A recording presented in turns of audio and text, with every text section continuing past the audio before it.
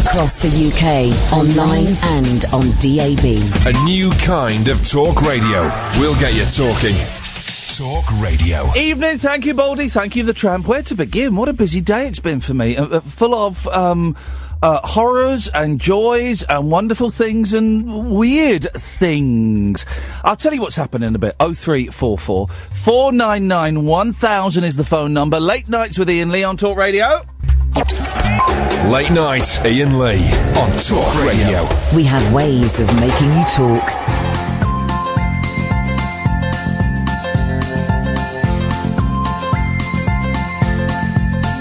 There's a voice that keeps on calling me down the road. It's where I'll always be. Every stop I make a new friend. Can't stay for long, just turn around and I'm gone again. Maybe tomorrow I'll wanna settle down.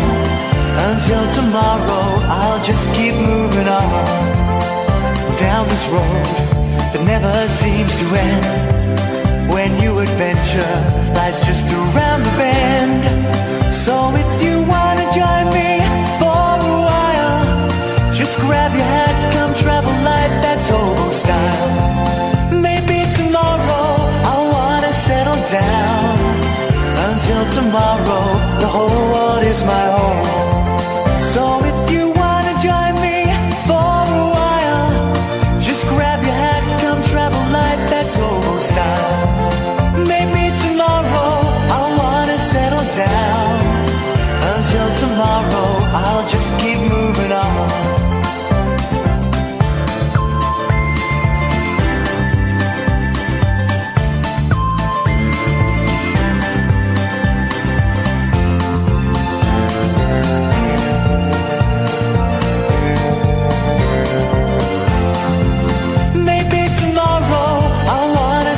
Down. Until tomorrow, I'll just keep moving on. There's a world that's waiting to unfold, a brand new tale no one has ever told. We've journeyed far, but you know it won't be long. We're almost there and we paid our fare with a hobo song. Maybe tomorrow I'll wanna settle down. Until tomorrow, I'll just keep moving on. Ba-dum, ba-dum, ba-dum, ba-dum. So if you wanna join me for a while, just grab your hat, come travel light, that's hobo style. Maybe tomorrow, I'll find what I go home. Until tomorrow, you know I'm free to roam. Can we just... I'll tell you what, it's been a long old day. Really long old day. And it's been... things are different. Catherine, things are different here. My screen is slightly different here. And that screen is slightly different. And I'm a creature of habit. Can we turn this off? Or or put it onto the talk radio thing? I'm a creature of habit, right? And I'm a little bit discombobulated this evening. And then this phone box, I want to get rid of that line 13. Because you can't have a line 13 in front of you guys. That's bad luck. There is no way to get rid of that. That's never been there before. I know, it's because phone box has been broken today, so they've added an extra random Jesus H. Christ. Happy first birthday, guys! I tell you what we're going to do. We're going to have 2 minutes silence, because I need to centre myself.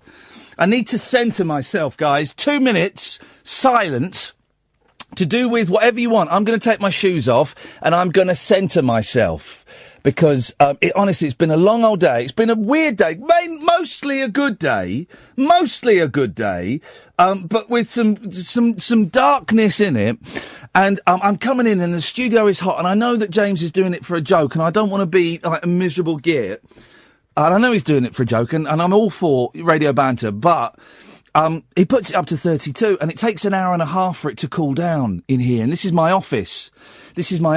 And, to have someone, dick around with my office, it's just not funny. It's not funny. And I don't want to sound all miserable because I think James Whale is brilliant. James Whale is one of the best radio presenters in this country, in this world. I put him in the top 10 radio presenters of the world. And Ash is a genius. But it's just, I can't work I can't have my office at 32 degrees because I can't work like it. And as I say, it's been a long old day. So what we're going to do, guys, don't phone up, don't phone. The screen's all funny.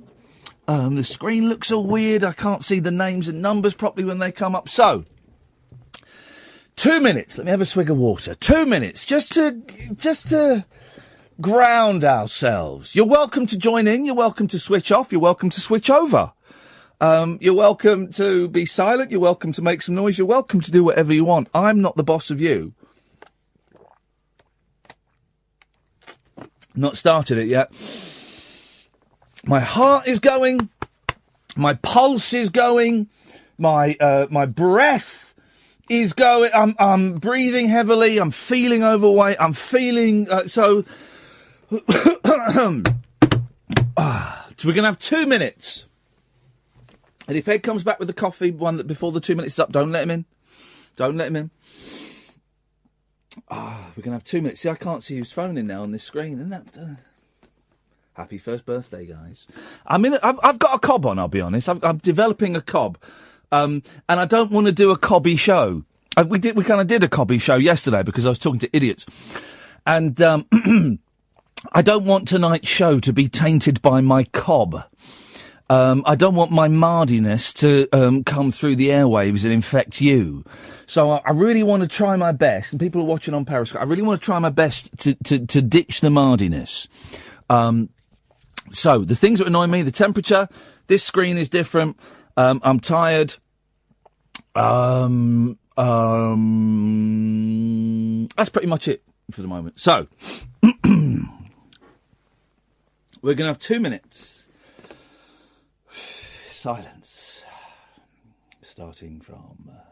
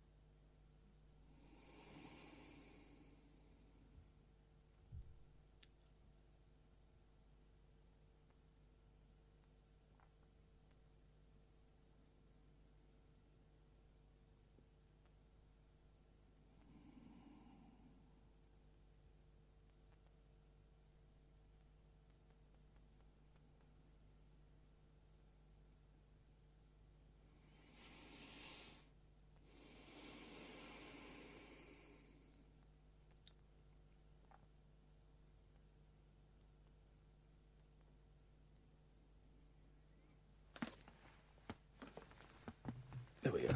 That's better. That's better. Now I'm a little bit more. I'm a little bit better. So, what a day it was today. It was up very, very early. Thank you, Ed. Just drop it there. That'd be lovely. What a day it was today. Up very early to do my penultimate episode of Laugh Out Loud. Some of you know what this is. This is the series for Channel 5. It's what is known in the business as a clip show and a talking head show. So it's clips of... In this, it was, I think we called it Disobedient Dogs. And then you have comedians talking about the clips, and some of the clips are very funny. There was a very funny bit of a Great Dane he was standing on his back legs and scratching his back against the wall, and it looked like he was doing a dance. It was funny. So then I did that. And then I've missed loads of emails, including from my friend Brendon Burns, who's going to come on the show at some point. I missed loads of emails. Anyway. And then I had 5 hours between doing that voiceover and hosting a show for Vintage TV. Vintage TV is fab, right? They get lots of old music acts, and well, not old, they're not all old actually. That's unfair. And they showcase them, and they have them playing live, or have them playing sessions, or they show videos. It's a brilliant, it's a really nice channel, really nice channel. I was really thrilled to be asked.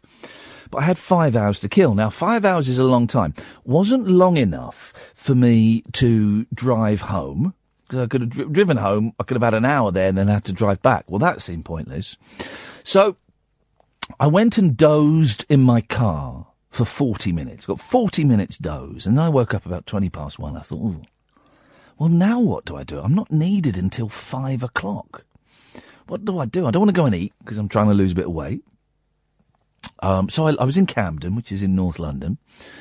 And I thought, oh, well, I know there's a cinema. There's an Odeon in Camden. Let me see what is on at the Odeon. And they were showing Kong Skull Island, which I don't fancy, although I thoroughly recommend you go and see it because they have been advertising with us. There was something else that looked rubbish. And then there was Get Out. Get Out. What I've seen billed as a horror comedy, and or a racist horror comedy. And me and Kath had seen the trailer, because I showed her the trailer, because I thought it looked good. And we were talking about going to go and see it together, and but it was on in 20 minutes. The cinema was 10 minutes away. I thought, oh, well, that gives me time. So I went to the cinema, the Odeon in Camden, to watch Get Out. Here's the thing, guys. At that time of day, there's hardly anyone in the cinema. So, yeah, buy the cheap tickets, sit in the posh seats. That's my tip to you. That's my little tip. And I went in, and there were about 25 people there, including some quite old people. I mean, proper 60s, 70s, including this old couple, late 60s, early 70s. They came in 10 minutes into the film, right? And they couldn't find their seat.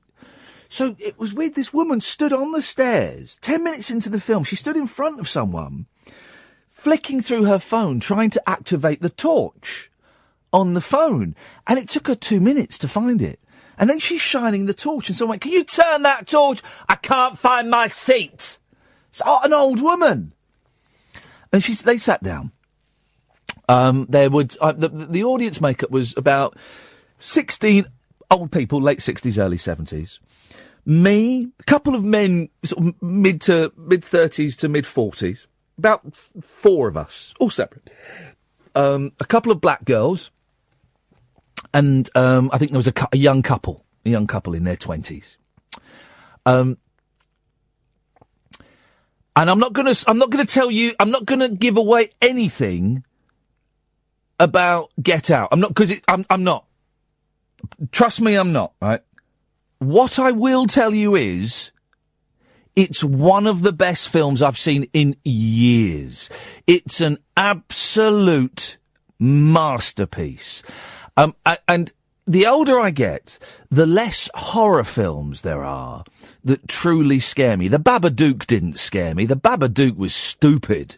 The Blair Witch didn't scare me. Jeepers Creepers quite scared me until you find out that he's not a real bloke, he's like a super being. But the Babadook, Scott Balcony, who listens to this show, he had to take a week off work after watching the Babadook. He was too scared.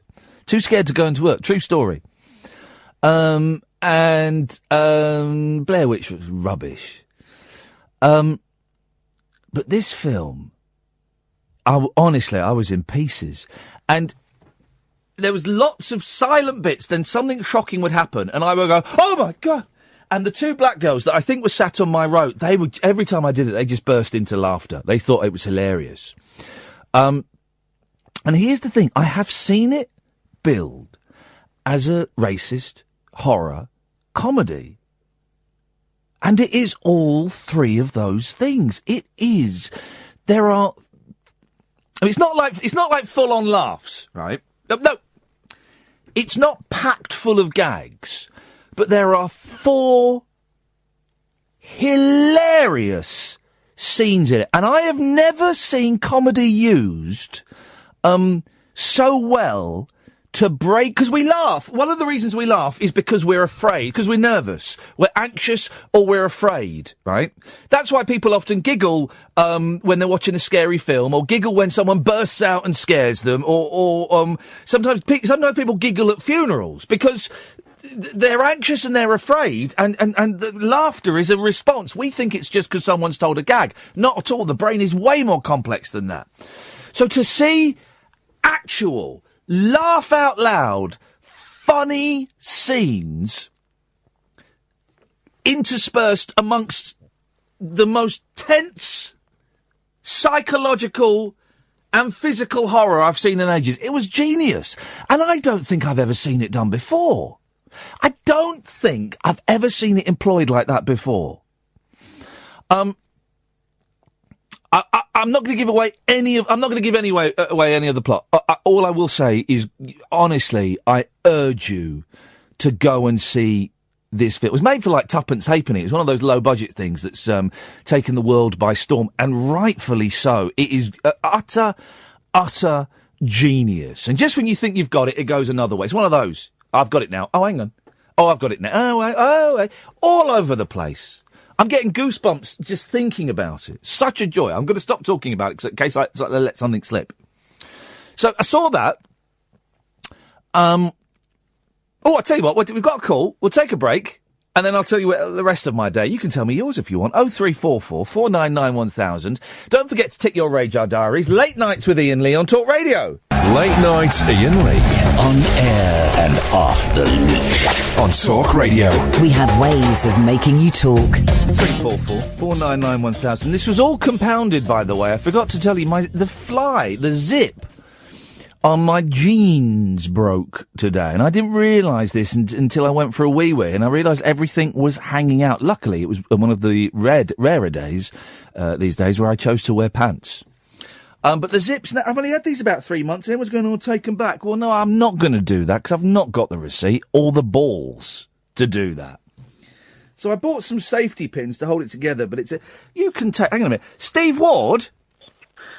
Evening. You can take jeans to, like, your dry cleaners, and the tailor will fit new zips, won't they?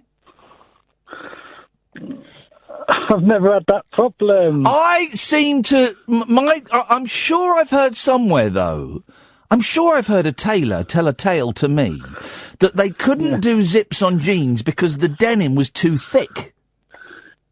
That's probably about right. Okay. Well, if anyone knows, 0344 499 1000. Steve Ward, what have you got for us? Steve Ward, guys. I've basically phoned up to wish you a happy birthday, or the station a happy birthday. Talk Radio is 1 year old today. And say that you and Catherine and Ed do a great show on the Late Show every night. Well, technically it's called It's called Tick Your Radar Diaries now, Late Nights with Iain Lee. Yeah, Late Nights with Iain Lee, sorry about that. That's fine. And technically it's me. That you're adding Catherine's and Ed's name to that was basically, it's just a waste of your breath.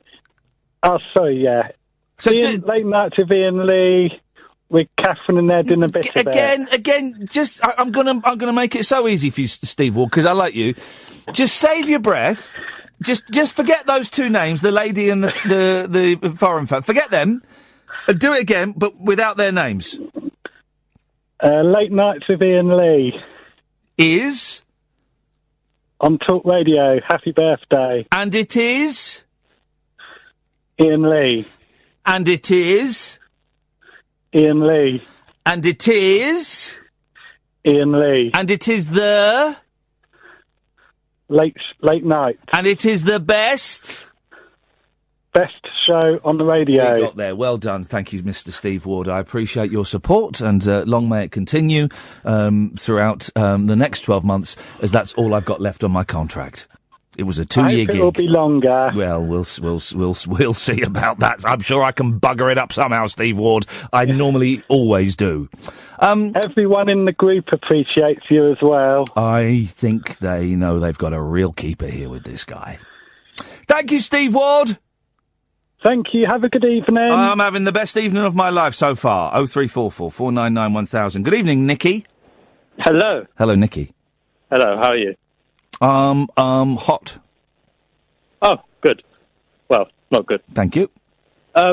Just phoning up because you were talking about Get Out just now. Don't the new film. Give away I won't, anything. Don't worry. Have you seen it? I literally saw it about 2 hours ago. What did you reckon? I thought it was brilliant. Mate, it's honestly, it completely... But thing is, I've got no one I know that's seen it, so I can't talk about it with anyone. Right. Same here. It is... Kath, what are the chances of you coming in here for 5 minutes, and me going out there and talking to Nikki on the phone privately about the film? Because neither of us have got anyone to talk to about it. So could you just come in? Hang on a minute, Nikki. We'll sort this out. Could you come in, Kath? Just do the show just for 5 minutes, just up until the break, and then. I know, mate. I know.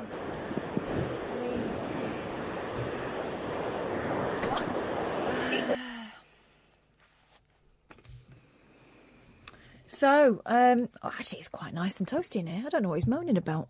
I haven't seen Get Out. I wanted to go and see it, obviously. The problem I have is that now I've got no one to go with. Because the one mate, and I use that term very, very loosely, the one mate I had that might have been interested in going with me has already seen it. And now he's discussing it with some stranger. You know, he's discussing it with some stranger through there. He's actually doing it as well. I can see him through the glass about how brilliant it was, right? And it's something I will not find out about probably until it comes out on DVD, because there's no way anyone's going to go with me. And quite frankly, I think it's an outrage. You know, I think we've all got mates like that, haven't we? You know, they give it all this. Oh, yeah, Kath, I'll go with you. Definitely. Don't see it. Don't go and see it with anyone else. I'll go with you. And then the next thing you know, they don't want to tell you anything about it because they don't want to spoil it for you, even though you're probably not going to get to see it now till it's been spoiled by someone else. And then they go through in the other room. Start talking to someone they don't even know about it. Do you see what I have to deal with? And there was that bit about, Steve Ward saying, oh, well done, Iain and Kath and Ed, and he wouldn't even give us a little bit of glory, Ed. Ed, come in here. Oh, you can't come in here because you've got to do the break, haven't you? Come in here and we'll just watch the numbnuts in there talking to... I mean, is he spoiling it for you? Can you? No, obviously, I chuck my headphones on just to make... I mean, I don't think I'm going to see this film in the near future. I was going to say, if you wanted to go and see it, I'm at loose end now, because... Oh, well, what are you doing for the... We've got... What's the time now? Well, apparently, we're not even instrumental in this programme anyway. Well, should we just go and see a movie? Let's blow him off and go and see it. So he can press the button. I mean, he's in there, we're in here. Apparently, it's all him anyway, isn't it? Yeah. So, I mean, he can just run the show. That'd be fine. Oh, hang on a minute. My microphone appears that your microphone's gone off. Hello? Across the UK, online and on DAB. Late night, Iain Lee on Talk Radio. We have ways of making you talk. Thank you, Nikki. Good conversation there. Halfway through that chat with Nikki, he went, Iain, you just swore. I went, yeah. We're off air, mate. He went, really? We've gone off air? I said, yeah, Kath's in there, holding it together. I've got no one to have a chat with. And Kath typed on my screen, turns out I can sit in there and moan for a living too. That's just rude, Catherine. Nice chat with Nikki there about the movie Get Out of my pub. 0344 499 1000. So, then I went and hosted this show for Vintage TV, and I saw some really good musical acts. I saw Jackie Graham. Ain't nobody loves me better. She's brilliant. She can belt them out. Oh boy, she's got a voice. She was good. There was a guy called Maxi Jazz who used to be in Faithless. Yeah. And then there was a band, I'm going to forget their name. But there was there was an electronic duo called Avec Sons. They were brilliant. The fella was playing, he had like a keyboard made out of, the Keston Cobblers Club, thank you. But the guy in Avec Sons, he had a keyboard made out of like, electronic dots. and he would play these electronic dots. He may have just put a CD on. I don't know. I don't really understand the genre. But he was playing this keyboard out, and the girl was she looked like a proper pop star. There's only 20 people in the audience, but she was playing it like she was playing Wembley Arena, like she was Lady Gaga or Goldfrapp. Goldfrapp's a better thing. She was brilliant, absolutely blown away by them. And I had to do some links and stuff, and it was all, I didn't get up there till 9:15, and I like to be here by about 7:30, so it was a bit of a rush. And then here's the thing. I said there'd been some darkness in the day. So this was in Dingwalls in Camden. Now, Camden is in North London, and it used to be very trendy. When I used to live in London, when I was a student, about 23 years ago, Camden was the place to go if you wanted to score. It was the place to go to buy bootleg records and CDs. And also, it was the only... You could buy bootleg VHS videotapes of, like, films that had just come out in the cinema, like Pulp Fiction and stuff. And also, it was the place to go to buy banned films. I remember I got my first copy of Texas Chainsaw Massacre. By the way, actually, Get Out owns, despite the fact there are no chainsaws in it whatsoever, it does not owe a lot to the Texas Chainsaw Massacre now I think on it. Well, I love that film, Texas Chainsaw Massacre. Absolute wonderful film. Tobe Hooper, Catherine. Two things. One, find out if Tobe, T-O-B-E, Hooper is still alive. Two, let's get him on the show. But Camden has changed a lot. I haven't been there for a while. Is he still alive? Let's get Mr. Hooper on the show. Let's pay him the respect that guy deserves. And I parked my car and I was walking past one bit and they were building a brand new, like, really tall block of flats. And I was thinking, what did that used to be? I know that street. That doesn't look right. Well, it's where the old Camden Market used to be. They've knocked down the old Camden Market and turning it into flats. Of course. And of course you can't buy bootleg CDs or bootleg DVDs or any of those things anymore. It's all, it's not a place. It's, I'm like, a head in the 80s talking about, how Carnaby Street isn't what it used to be. Camden ain't what it used to be. There's still an energy, there's still a vibrancy, but it is dulled somewhat. Anyway, here's where it got dark. 0344 499 1000, by the way. So I was walking from Dingwalls, which is by the canal, to my car, where I'd parked about 7-8 minute walk away, near a housing estate. And as I was walking towards the car, and I came off of Camden High Street, and it started to get a little bit darker and a bit quiet. It was dark, but it was a little bit quieter. There was hardly anyone on this street. To the left, about 100 yards, was a hockey pitch, I think, or maybe a netball pitch. And I saw this guy about 80 yards in front of me. I don't know why I'm using yards. I don't know what a yard is. Could use feet. I couldn't do it in metres. I could not tell you in metres. 0344 499 1000. And I saw this guy was talking out loud. First of all, I thought he had, because I'd just seen a girl with the headphones in and making a phone call with the headphones in, like you can do these days, like the iPod headphones, but she was making a phone call because there's a little microphone there. I didn't realise there's a microphone there. So I saw her. So I thought he was doing that. Then as I got closer, say 60 yards, I thought he's not got any headphones in. He's not holding his phone up to his face. This guy is talking out loud to himself. This guy is not well. Then I got a little bit closer and I heard him saying something, he was repeating over and over again, gay people are just people, don't touch them. I interpret that as meaning leave them alone. Gay people are just, in fact, he may have even have said that. Gay people are just people, don't touch them, leave them alone. Gay people are just people, don't touch them, leave them alone. And he was getting louder, he was very loud, almost shouting it, but he was on his own. And I did that thing that we all do. I was in Camden, and it has a slight reputation. I don't live in London anymore, so I don't feel as safe on the streets of London as I did when I lived here. I got my phone out, and I stared intently at my phone. Looking at Twitter, I thought, don't make eye contact. Gay people are just people. Don't touch them. Leave them alone. And I got up to this guy, And as we walked past each other, we looked at each other, we made eye contact. And he said, "Hey man, gay people are just people. Don't touch them, leave them alone." I went, "Nice one, man, thank you." And I carried on walking. As I got about 3 or 4 steps away, it dawned on me what I'd just seen.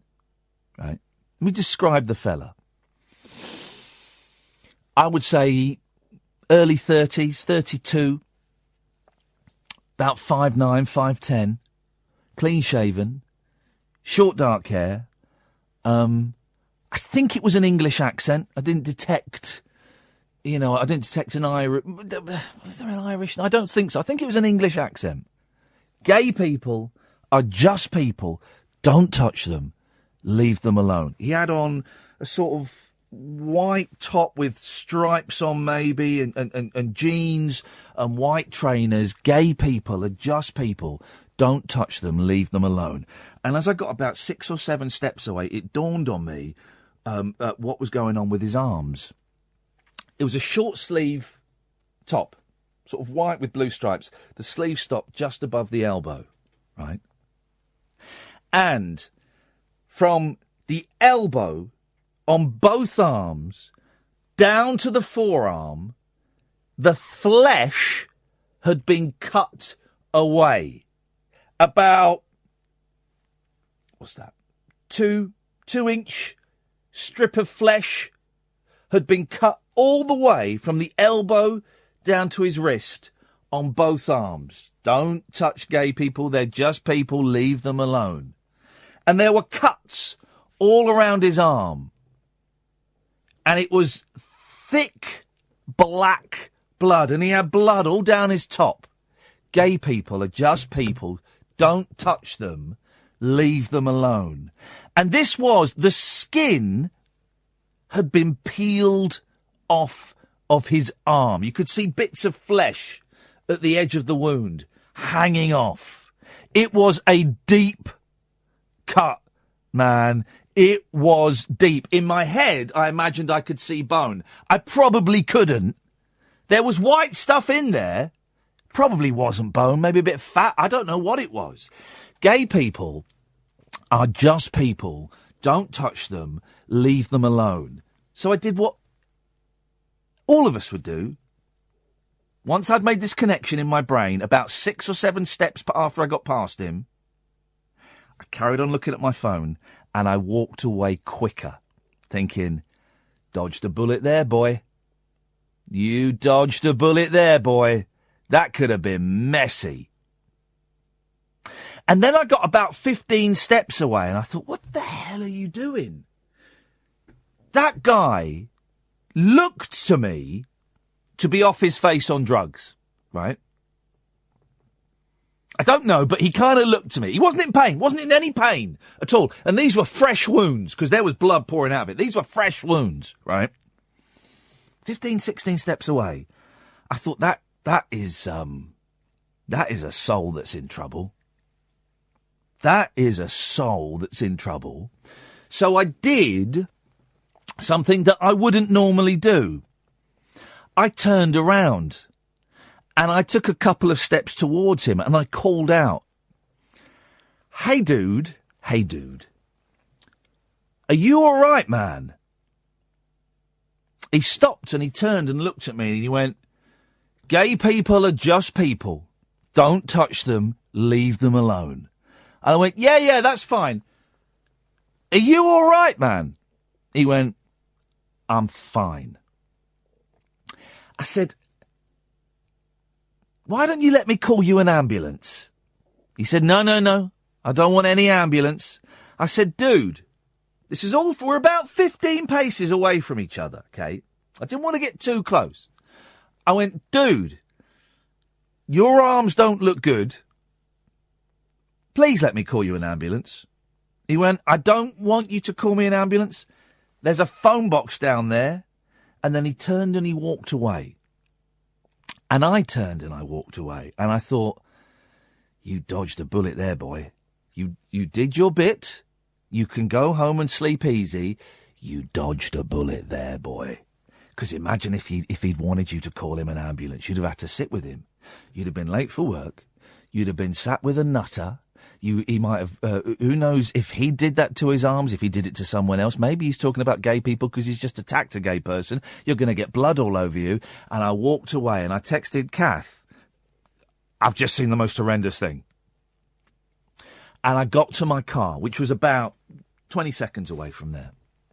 And I got to my car and I got in it. I thought, I should have followed him. I should have followed him. That is, he's damaged goods. He is in big trouble, that man. I should have followed him.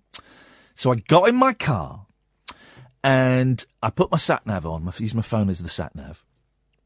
And it was telling me to drive away from where we were. And I didn't. I turned around and I went back to the street. But then to have followed him, and I couldn't see. I looked down the end of the street. I couldn't see him, and there's every chance he could have got quite some distance in that time, and you know, got swallowed up in the hustle and bustle of Camden High Street, which is very, very busy. About 9 o'clock, as it was, 8:45 on a Tuesday night. Is it Tuesday? Yes, it is. And I couldn't go that way because it was a one-way street. And I thought, right, well, what I'll do is I'll go round the long way. And I didn't. I didn't go round the long way. I didn't. As I was going around, I thought, well, someone else will have found him now. It's someone else's responsibility now. And I drove in. And I feel a little bit guilty. No, I don't feel a little bit guilty. I feel quite guilty. I feel concerned. That's it. I feel concerned about that soul that is somewhere with horrific injuries to his arms that will hurt. When he comes down from whatever it is he's on, that is going to hurt. And it's going to scar. You know what I mean? The flesh is gone. And I feel concerned. And do you know what I should have done? Not should. I don't like the word should. Do you know what I... how can I phrase this? Do you know what I would rather have done? I'd rather have spent the next 30 minutes driving around trying to find him. And when I was in the car, I was even thinking, if I find him, I'll get him in the car and we'll go off to a hospital. It would have been blood everywhere. And I thought, do you know what? Actually, it doesn't matter. And do you know what? Actually, it doesn't matter. It doesn't matter. Does it really? When you consider it's some soul wandering around who is lost mentally and physically, you know.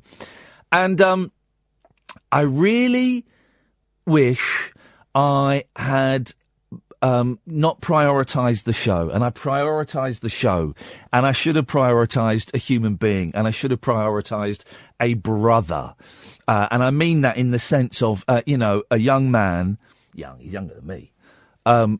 Who's in trouble, and I should have gone to find him. And then part of me thought, well, maybe I should phone the police. And I thought, well, if I phone the police, what have I seen? And I'll have to wait around. And I wish that I had gone the long way round and turned right to drive down Camden High Street slowly, looking for this fella, instead of driving straight on and coming to work tonight. That's what I would rather have done, actually. And I don't know. That would have been the right thing to do. It wouldn't have been necessarily, but it would have been. It would have been the more human thing to do. Why am I telling you this? I don't know, really. I don't know. I'm telling you this because I guess I just want to put my hand up and confess that I feel I've let myself down a little bit. And some of you'll be tweeting and going, well, Dad, don't worry about it, Ian. You did the right thing. You called back. You asked me. I know. I'm not sinking into a depression about this one, right? I'm not thinking, oh, God, I should have. Oh, no. You know, I did. I spoke to him. I made contact with him. That might have, snapped him out of his fantasy a minute later. I don't know. Someone might have found him. I don't know. I'm happy that I made contact with him and I made eye contact with him and I spoke to him and I offered it, the opportunity for me. I'm happy with that. But I would rather that I'd have phoned Kath up and said, Kath, I might be a little bit late for this show, and I'm not even sure if I'm going to make the show tonight, because they would have found a best of. They would have put out. We got loads of interviews stacked up. They would have put out the interviews. Kath and Ed could have held the fort. Something would have happened. Something would have happened, and I might have been able to help a brother, help a soul who's in a lot of pain. And I didn't do that, and I'm a little bit disappointed in myself for that. I've let myself down a little bit. I feel I let him down a little bit. Yeah, I think that's all I've got to say on the matter. Yeah, that's all I have to say on the matter for now. Something else may pop up. If you want to give me a call, sorry, that was a long one. We're late for an ad break. Let me just set out the stall. If you're a new listener, it's not always this heavy. Last night we had nutters calling in. But if you want to call in, I'm not going to sit here and tell you what to call in about. I'm just going to sit and dump stuff out of my brain. And if you want to chip in with that stuff, you're more than welcome to. If you want to chip in with other stuff, you're more than welcome to. It's up to you. You set the agenda for this show. Excuse me. 0344 499 1000. Don't forget to tick your Radar Diaries. Late nights with Iain Lee on Talk Radio. Uncut after-hours conversation for the up-all-night generation. Late night Iain Lee on Talk Radio. We have ways of making you talk. William saying, why do you feel like you need to save the world? You're always so tough on yourself. Not what? No, William. Maybe I wasn't communicating it properly. I don't think that's what I said at all. I don't want to save the world. It was one poor soul, and I'm not being. I don't think I'm being too tough. I'm being honest. I'm being really honest by saying I wish I had done a little bit more to try and help him. Not being tough on myself. It's not going to send me into a depressive funk. It's not going to send me into, oh God, what have I done? I'm terrible. At all. It's just I regret the decision I made to come to work. I would rather have put another human being before this. If I'm completely honest, I just regret the decision. I'm not being hard on myself. Don't feel I need to save the world at all. Just, it's a poor soul. It's a poor soul who I make up has got, is mentally ill. You would suspect that one would be mentally ill to inflict those wounds on yourself, have those wounds inflicted on you, but not be horrified by it, because it was an horrific sight. It was horrific. So no, not beating myself up at all. Don't think I've got to save the world. I regret the decision that I made to come into work. But we learned from our mistakes, guys. You don't learn from when you get things right. We learn when we make mistakes. And you know what I'm learning? I'm learning don't drink coffee during the show because it gives you windy pops. That's what I'm learning, guys. Is there like a birthday party for bloody hell, it's hot in here.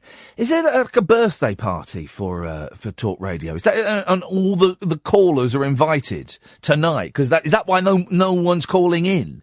Because you've all been invited out to some kind of swanky do. And why do we say swanky when it's one letter away from a word I can't say on the radio? Swanky.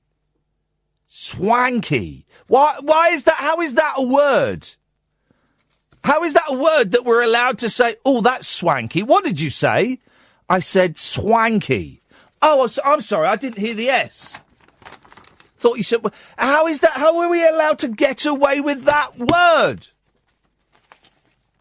0344 499 1000 is the telephone number. If you want to give us a call, you can. If you don't, it don't matter. It don't matter. We had a blinding show yesterday. Maybe tonight's show will be a little bit ropey. I feel like we've not quite got off of the runway yet. But you never know. You never know. Maybe we will at some point. Maybe we won't. 0344 499 1000 is the telephone number. Big story yesterday that I was going to mention, and we never got round to it. But it's in some of the papers today. Oh, by the way, I mean. The Bake Off man. What's his name? Noel Fielding. Look out, Noel. They're going to come and go through everything you've ever done in your life. Great British Coke-Off. Noel's dodgy new songs about drugs and sex. Well, he was a comedian. He is a comedian. He's a psychedelic surreal comedian. So, yeah. They're going to come for you, Noel. You don't get to replace Mel and Sue without the newspapers digging through everything. I've never seen The Mighty Bush. Mighty Bush. That sounds like a different act. I've seen that. Good film. But I like Noel Fielding. I like the other gentleman in The Mighty Bush. And the reason I like the other gentleman is because we both saw each other crossing the road in opposite directions and we nodded at each other. Respect. Out of respect. That's what we were... That's what we were nodding for.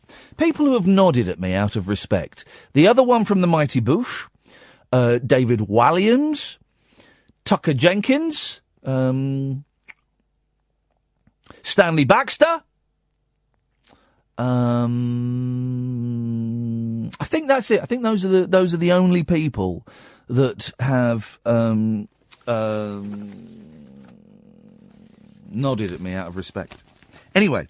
Burke of Art. Oh, I like that. Gallery man led away after slashing a £10 million masterpiece. He slashed a £10 million masterpiece. I've often wondered about this because you can get up so close and personal with these incredible works of art in galleries. A lot of them aren't behind glass. Have you noticed this, James? A lot of the works of art in galleries aren't behind glass. Quite right, too. Probably the best place for them, I think. It's a real shame about that story, actually. But is it though? Well, behind glass. Well, no, I mean, the guy has put an X in it. They'll fix it. Basically, a guy scratched the painting. They'll fix it so it recognise it. I wonder why we treasure pictures so much. I think that it actually ties in quite well with what you were saying earlier about the chap you found in the street. Go on. I heard that story about the chap who defaced the painting, and I felt it was quite clear straight away that there's a good chance that chap maybe has some issue that caused him to do that. And similarly with the chap that you found in the street today, my youngest daughter, she's 17, she was diagnosed as being mentally disabled from about 3 years old. And what does that mean, Jane? What does that mean? How does that manifest itself?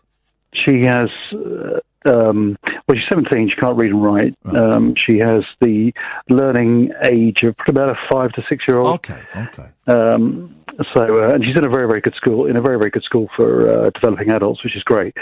But when you have children like that, it makes you see a side of society that most people don't ever get a chance to see. Yeah. And you go into an area of people, kids, young kids, developing adults that people just don't generally see. And when you see people like that on the street, I work in central London, or I live in Southampton, and when you walk around London, you bump into people like that all the time. There's a chap who sits in Bank tube station, and I see him every night, and I often look at that guy and I think, he sits there with his dog, between 5 and 6, and I think to myself, what more can be done for that chap? He's obviously, there's something causing him to be there. He's definitely has some sort of issue, some sort of learning difficulty. Yeah. And you see a few people talk to him. I always give him a few quid when I see him. But you think, what more can you do for people like that? And how far can you actually take it with helping people? And how much should people like that be helped by the greater society in general, really? Well, I think it's. I think I think society should help these people and rehabilitate them and help get them off the streets. I think you're absolutely right. Yeah, I think it's a tragedy when you see all these cases of people like him. There's no doubt you do get professional beggars in London, and that's a shame for the people who actually, do need cash and do need money to get by and, get a bed for the night, whatever they're doing, feed his dog. But when people do see, when I see people in the street like that, and you don't get that many people in the street in Southampton like that, or in Bournemouth, but in London you see it all the time. Yeah. you do become, I think, quite desensitised to it. Yeah, James, I've got to move on because we're going to. You're right. You do become desensitised. I always make a point of making eye contact with homeless people and just saying, "All right, sorry, I haven't got any change or anything." But I don't. James, thank you for that. 0344 499 1000. You're listening to. Don't forget to tick your Radio Diaries. Late Nights with Iain Lee on Talk Radio. Late Night, Iain Lee on Talk Radio. We have ways of making you talk.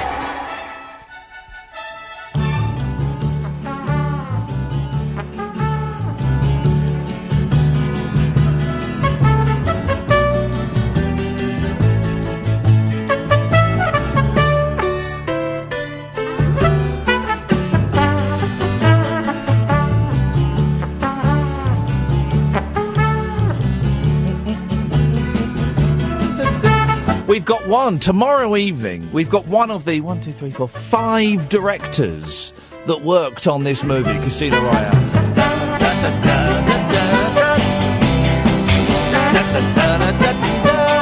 Joe McGrath is coming in. He's in his 80s. He directed, a fifth of this film. He directed the superb Magic Christian, which is just a masterpiece. The Great McGonagall. Very, very good friends with Peter Sellers. He's coming in. He's in his 80s. He's coming in tomorrow evening at 10, and I couldn't be more thrilled.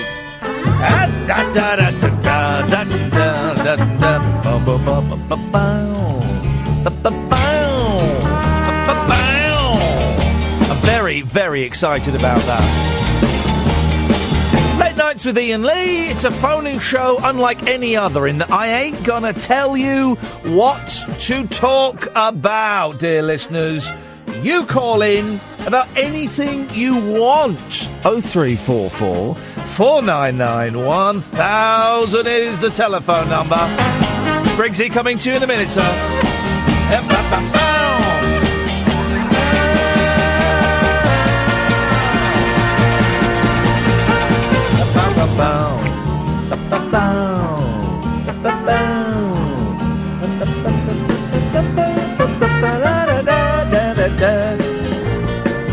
Will I have the balls to sit here and sing this to Joe McGrath tomorrow? I mean, I don't know. I think Peter Sellers punched him in the nose during the making of this movie. I think. We'll ask him. First question, Joe, did Peter Sellers punch you during the making of Casino Royale? I mean, is that... It's going to be fun.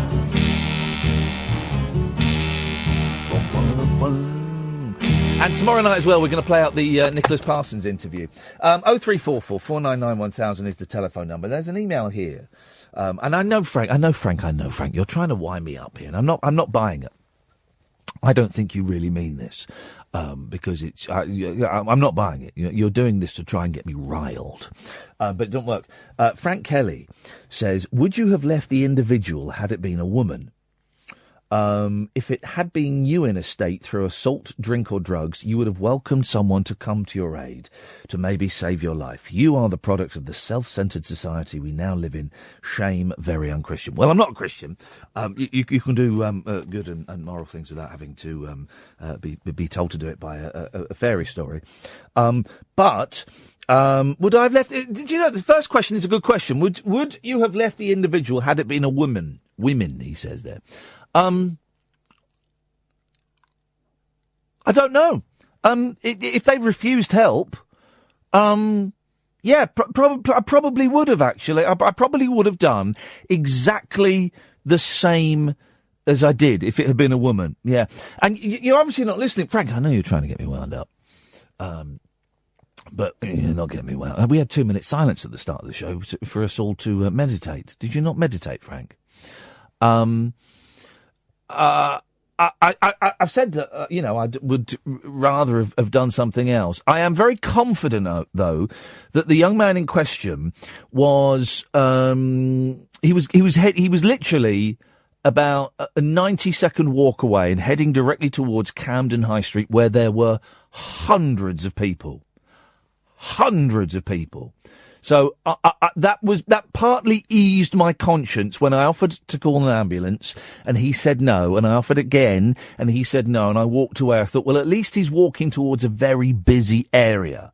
There was no way for him to turn. He was heading towards Camden High Street at 9 o'clock on a Tuesday night. It was packed. So, someone, somewhere, I like to think, would have got involved. Do I wish I did things differently, Frank? Yeah, I do. I really do. But I didn't. And I'm not going to lose too much sleep about him. I might think about this young gentleman tonight when I get to bed, have a little ponder as to what happened. I might have a little Google online tomorrow to see if anything, to see if there's a news story, if anything popped up or anything like that. And then if I'm completely honest, tomorrow afternoon, I'll probably forget about it. But yeah, I do wish I had spent half an hour or so, 15, 20 minutes trying to find that guy. Oh well. Briggsy! Ian. Briggsy? I thought I'd just nip out of the Talk Radio party and give you a quick call. It's getting a bit hectic in there. Unbelievable, man. What's going on? I'll tell you what, Julia Hartley-Brewer, I can't say too much, but clothes are coming off. Yay! Flipping, eh? That's a sight for sore eyes. I just wanted to give you a quick call in relation to the chap that had flayed himself and was wandering around Camden. Yes, flayed's a good word. But it was more than a flaying. No, I don't. I'm not going to say what I was going to say because it's a little bit. I know too exactly but, yeah. what you mean, flay is as close as we need to go. No, yeah, you're right. You're absolutely right. Thank you, Briggsy. I think what you did is more than most people would have done, which is make contact, which is scary, especially if there's blood around, because no one wants to get that on. A lot of blood. And I saw a couple of people who walked past him, walked directly right past him. And I'm not judging them at all.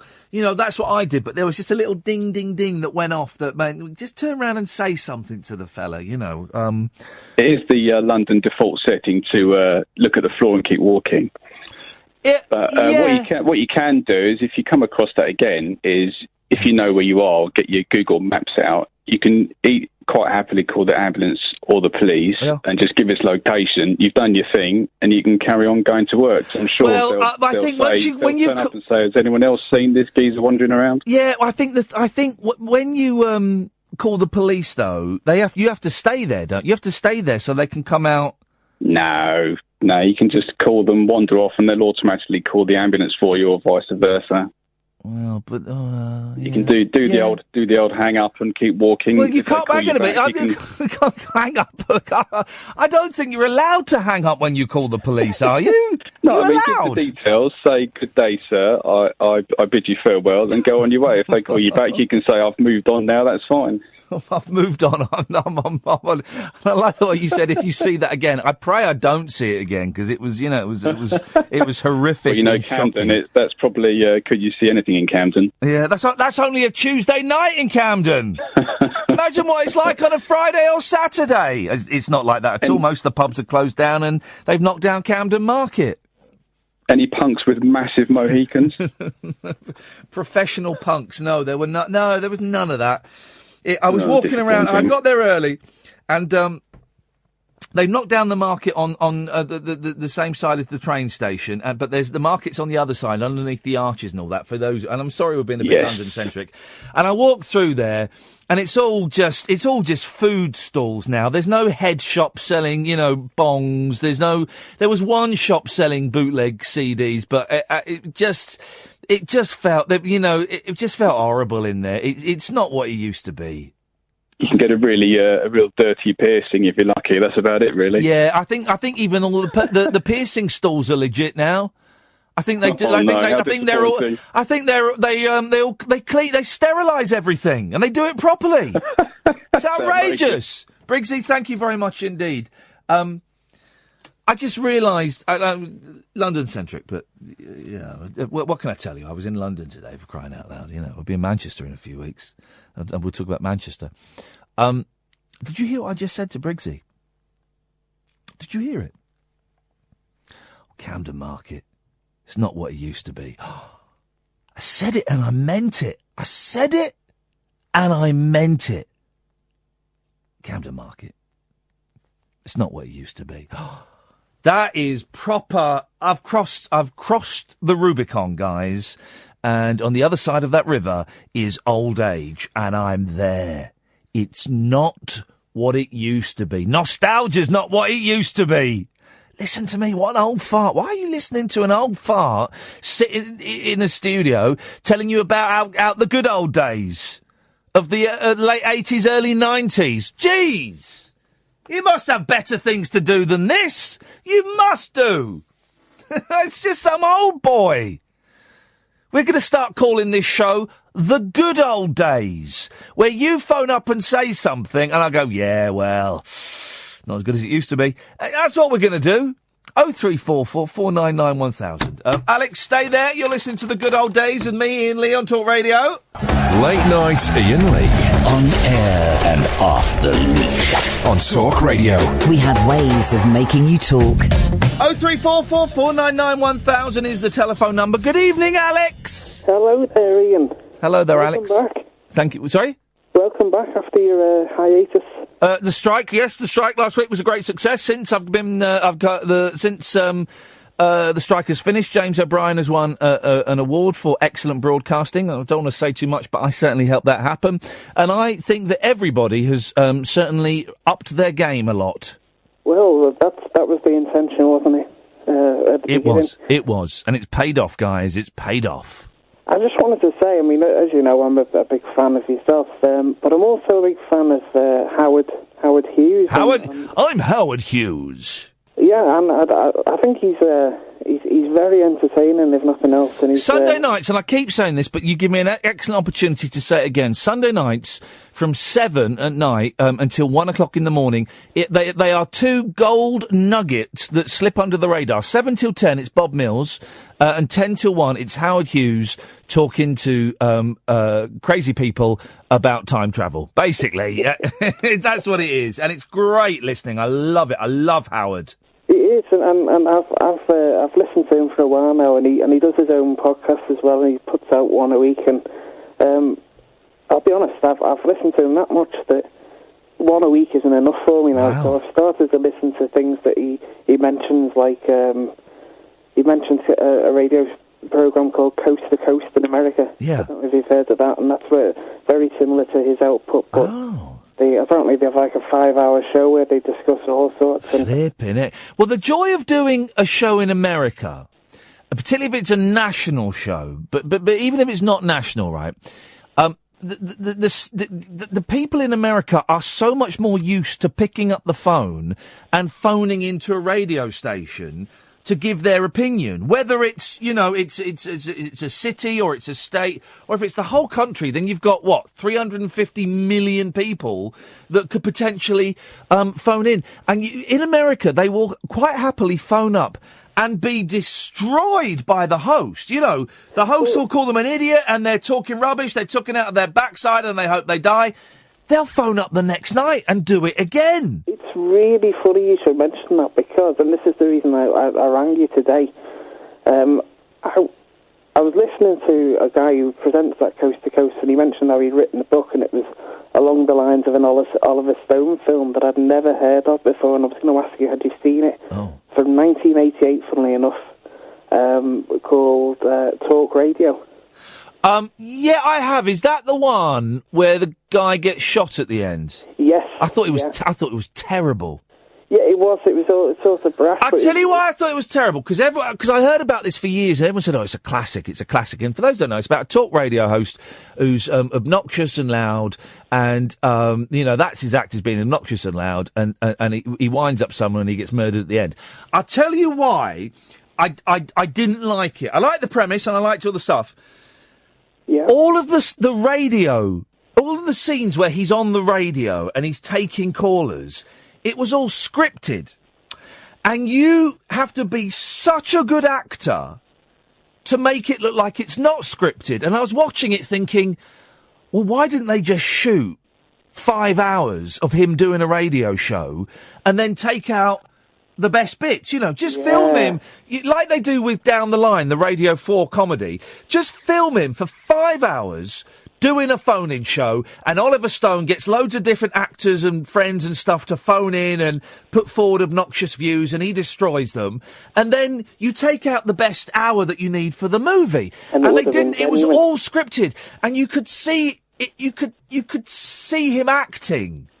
Do you know that's a good point? But another thing that really irked me, and I did like certain parts of it. Yeah. I noticed that their hosts were far more abusive towards the callers. Yeah. I couldn't understand why people were ringing in. It was like a Stockholm syndrome thing. Oh, but that's the way it works in America. You know, the host will on certain shows will belittle and humiliate the callers, and they'll love it. They'll put the phone down and they will love it, and they'll call back the next day. So weird, isn't it? But the other thing that got me, that I don't know, you can tell me if this is true to life or not, but the way they had the bosses were always there behind the screen. Yeah, no, that too intrusive, and especially with it being a late night show. Yeah. Surely it's just the producer and the presenter. Yeah, it is pretty much. I've done when I was at LBC and they got taken over. The new boss would turn up to try and look through the glass and try and intimidate me. And I know the bosses. You know, I've got three bosses, four bosses, something. You know, it depends what you define as a boss. I know that at least one of them is probably listening right now. And if they're not, you know, they'll have a word with Kath or Ed tomorrow. In fact, you know, I know that they're not physically hovering around, but they are doing their job of monitoring the radio. Actually, they're not tonight. There's a Talk Radio first birthday party, and they're all getting steaming drunk somewhere. Probably throwing darts at a picture of me. No. But I don't believe that for a minute, because you're too good, Ian. But the thing I wanted to ask you as well, yes, if you'd seen that now, that you said you've seen that. I think it is still worth a watch, even if people might think, you know, should I, shouldn't I? Definitely worth watching. Oh yeah, no, you know, it was an enjoyable 90 minutes, but it didn't live up to the hype for me. But I was going to ask you, you know, we talk about nostalgia and late 80s, early 90s. I particularly like that period myself. And I was thinking, have you heard of that show around the time called Midnight Caller? Oh, yeah, Midnight Caller was a late-night thing, and he had a strap-on, didn't he? He used to wear a strap-on, and he would solve crimes whilst hosting a radio show wearing a strap-on. Well, really? Yeah, he had a strap-on, didn't he? Like the Madonna microphone, the clip-on.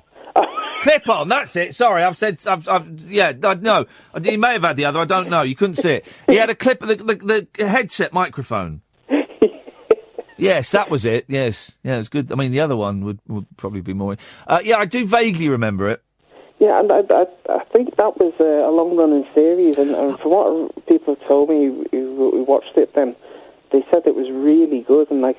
Here's a question. I could Google it, but I can't be bothered, right? Have you seen Get Out, Alex? Yes. Is that the film that's out at the moment? It's a new film, yeah. I know. Right. I need to know, right, the mum I could Google it, but it's so much hassle. The mum in Get Out, is she... I was watching thinking, I know her. And I came to the conclusion that she was it Roz? Fraser Crane's producer in Frasier. Wasn't a fan of Frasier. Oh, I like Frasier. Was it, Cass, give me the thumbs up. It was Roz from Frasier. Boom! I got it right. I wasted time. I missed the first 40 minutes of the film trying to work out who this woman was. It gets you, doesn't it, when you see someone you recognise, but you can't put them... Yeah. Alex, listen, thank you very much indeed. Oh, he's right. I am good, and this is a great show. I don't say it too often, but this is the best show on the radio. I'm the best host on the radio, so kiss it.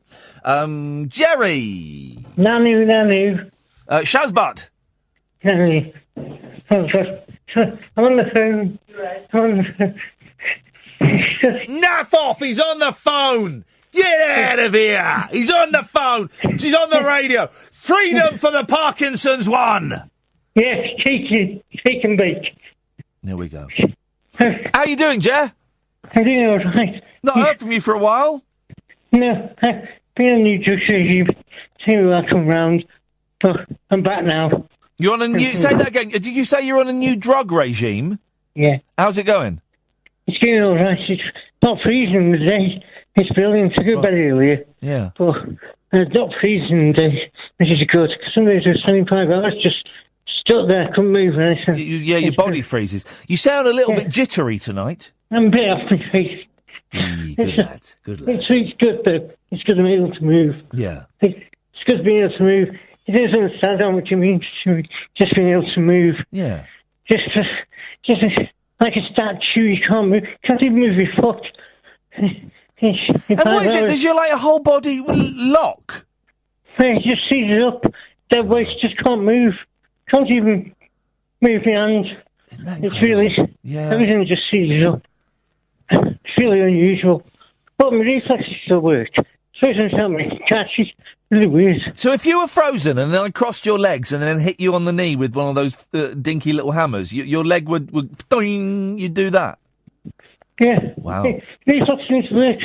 Really, so I've got little things that show up me, little balls. Yeah. Don't be so hard on yourself. I'm sure you got great big balls, Jerry. I used to. Yeah, I probably have now. There's goat's cheese in them. I wish I hadn't started him on that, for Sorry. goodness sake. Yeah, but it's just saying I can catch. So really, when fully frozen, can still catch. Can't go back. Try doing Oh, hang on. So if someone chucks a ball at you, you instinctively go to catch it even though you're frozen? Yeah, just really weird. Nintendo Wii. Yeah. It's a sports game. Yeah, on the Wii, I can play tennis. Yeah. I can play boxing, but can't do bowls. Think of why. Isn't that funny? It's incredible. Tennis, the ball's coming towards me. Yeah. So I can aim for it and move, but bowling you can't think. So you can play tennis on the Wii even when you're frozen because of the drugs? Yeah, it's really weird. It's weird. It's mad. Isn't that funny? How strange. How peculiar. Catherine thinks you're putting the whole Parkinson's thing on. I've experienced that before. You're doing a long con, and you've been phoning me for the last 6, 7, 8 years, and then in 2020 you're suddenly going to walk in and go, "Excuse me, sirs, I was having you on the whole time." You're David Blaine, aren't you? This is one of David Blaine's stunts. Yeah, I'm better than him. Better than David Blaine. It's just something. Get the fire alarm yesterday. Yeah. And you can't believe you just come down the stairs in a blanket and just sit feet out the stairs. It's just be like it's an idiot saying, "Fire, fire!" But they want to. It's just a drill. No, it's great just to be able to move. You just need so much to be able to walk. Yeah. It's ace. Yeah. You don't take it for granted. It's not until you lose it you do. You don't realise how much you take for granted this film. Yeah, no, I know what you mean. I have nightmares. My nightmares are that I can't walk and that my legs get really wobbly and I can't walk. And I know I've worked out that it's me. I'm worried that I'm going to get MS, like my mum has got, and for a long time. I mean, if I was going to get it, I would probably have noticed it by now, probably. But for a long time, I was convinced I was going to get MS, and I'd have these nightmares, and I just couldn't walk, and I'd wake up, and they would seem real, you know. It's so prevalent. MS is bigger than you. So many people, young people, have got MS. It's unbelievable. Yeah, I mean, just look at the draw. Yeah, and that's it. You know, did you when you got diagnosed with the Parkinson's, Jerry? Did you do the why me? Why me? Yeah, I just couldn't believe it. Yeah. I couldn't believe it. And then finally it dawned on me. Because it's luck. Got wrong with this shit. Thought I've got it, I've got to deal with it. Got to deal with it. Got to fight the bastard. Yeah. I do fight every day. But you're right, it is just the luck of the draw. And there are some people, the odds are stacked against them a little bit because of genetics, and some people, the odds are stacked for them a little bit more because of genetics, but basically, it is the luck of the draw. There's somebody tomorrow could be listening to this show, diagnosed with it. It's easy, they just get diagnosed. It's easy, that one way you wake up and you got it. It's really weird. They do it every day. The number of people, Jerry, who I have spoken to over the last few years who know that my mum's got MS and know that I've kind of had dealings with MS, who've taken me to one side and said, I've just been diagnosed with MS, or my wife has just been diagnosed with MS. What's it going to be like? And my heart sinks. You think, there's so much more they can do now than they could do 20 odd years ago when my mum got it. But my heart sinks. Honestly, so many people come up to me and say it. It's incredible. Yes, it's the deterioration. It's hard on the families.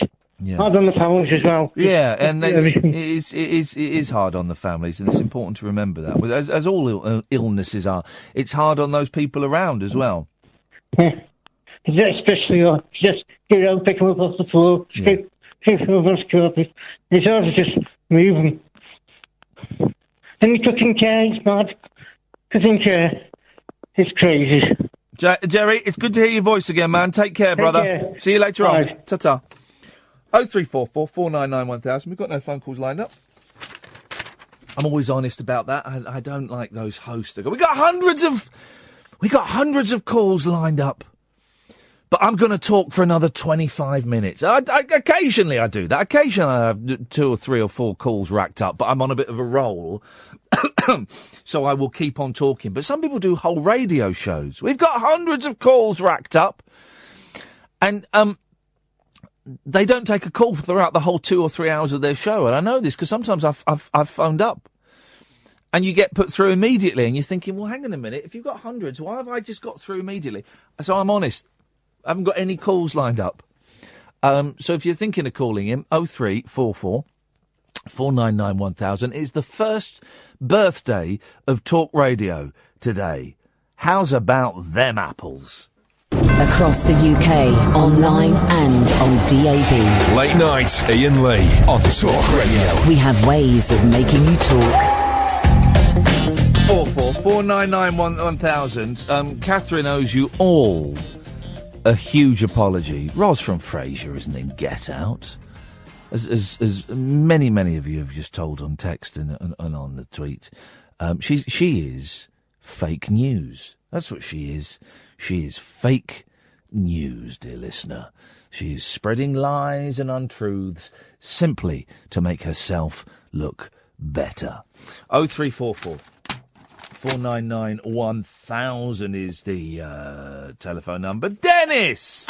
Good evening. Good evening, Dennis. You're sounding perkier and perkier with every I am. call. I just wanted to let you know, I've been staggering around since November time, staggering as though I'm drunk.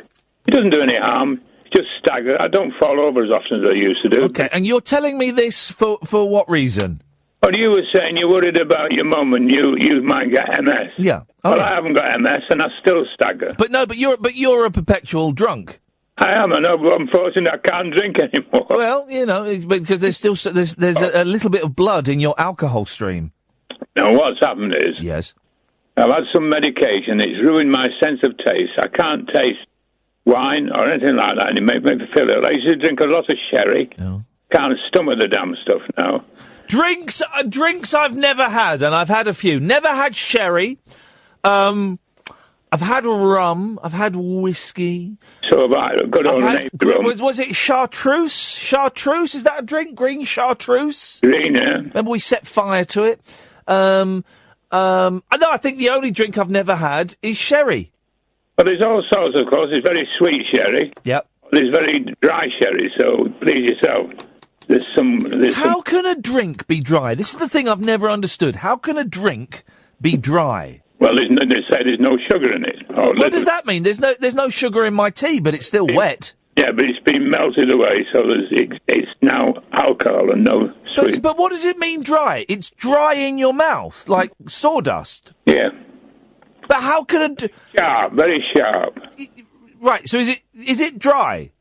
Yeah, that's what they call dry. Sorry, dear boy. No, but does dry mean sharp, or does it mean dry as in dry? No, I said there's no sugar in it. Yes. It's sharp, if you like. So it's not. I don't like it. Is it wet? Of course it is. Right. Otherwise it wouldn't go down. Sorry. Steady on now. Why do they call it dry though? If it's wet? Like everything else, you get all the crackpots on your.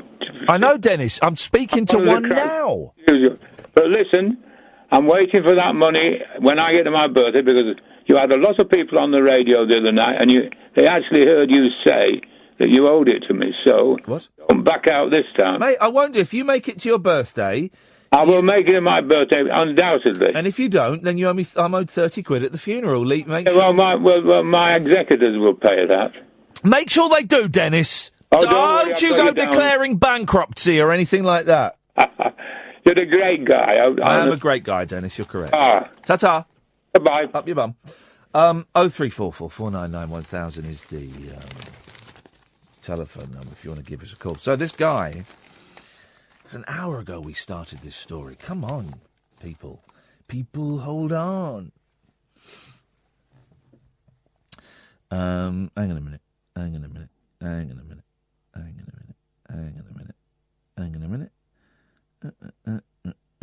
All right. So we can't talk about exactly who did what, but the story of the art picture that was scratched, and they're going to restore it. They can restore it. So it's someone cut an X in a picture worth 10 million quid, and they're going to restore it. And I heard the restorer on the Radio 4 the other day, and he said, right, what we do is when someone cuts through a painting, it raises the paint either side of the mark is raised. So what we do is we get in, and it's a big old cut. We get in there, and we look and we find all the little flecks of paint that are pointing upwards because they've been cut, and we stick those back down. And I'm sure they're not using Gorilla Glue or Yoo-Hoo or Pritt Stick. I'm sure they've got something a little bit more advanced than that. And then he says, one of our artists then fills in the missing bit, repaints the missing bits. I don't understand how that is. But Catherine, for tomorrow's show, I know we've got the fab Joe McGrath on. Now, do you pronounce the th in McGrath or is it McGrath? This is my fear about tomorrow, because I've met people who do it both ways. McGrath, Rory McGrath. I don't know. Can we at some point this week get on?